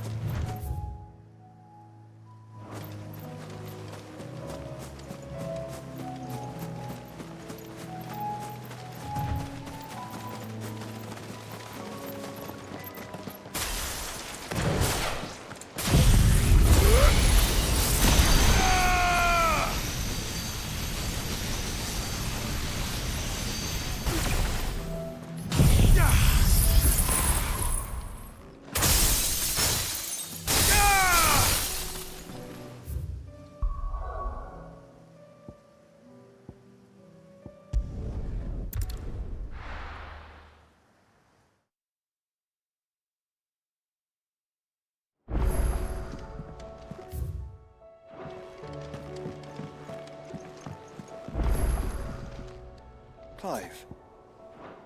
To the end, brother.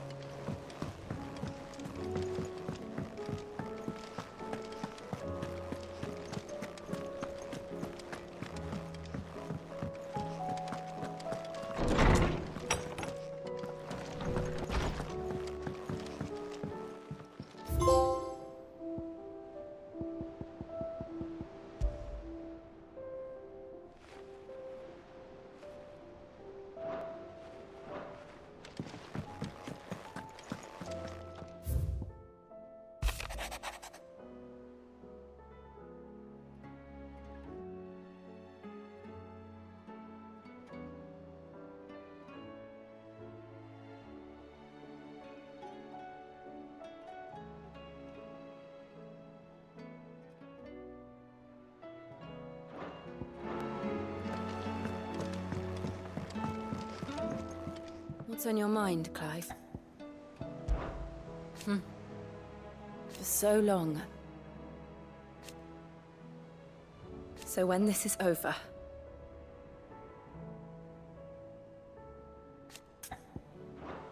Be strong, Clive.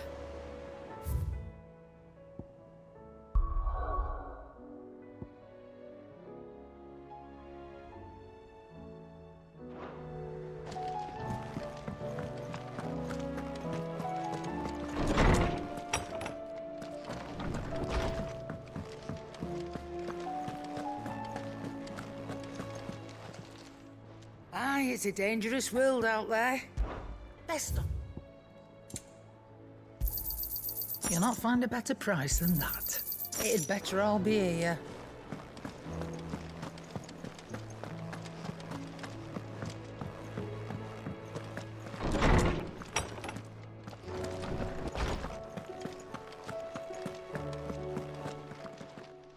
Good morrow to you, my friend. I have compiled some new entries, if you would like to see them. There is a rather fascinating excerpt I've been meaning to show you.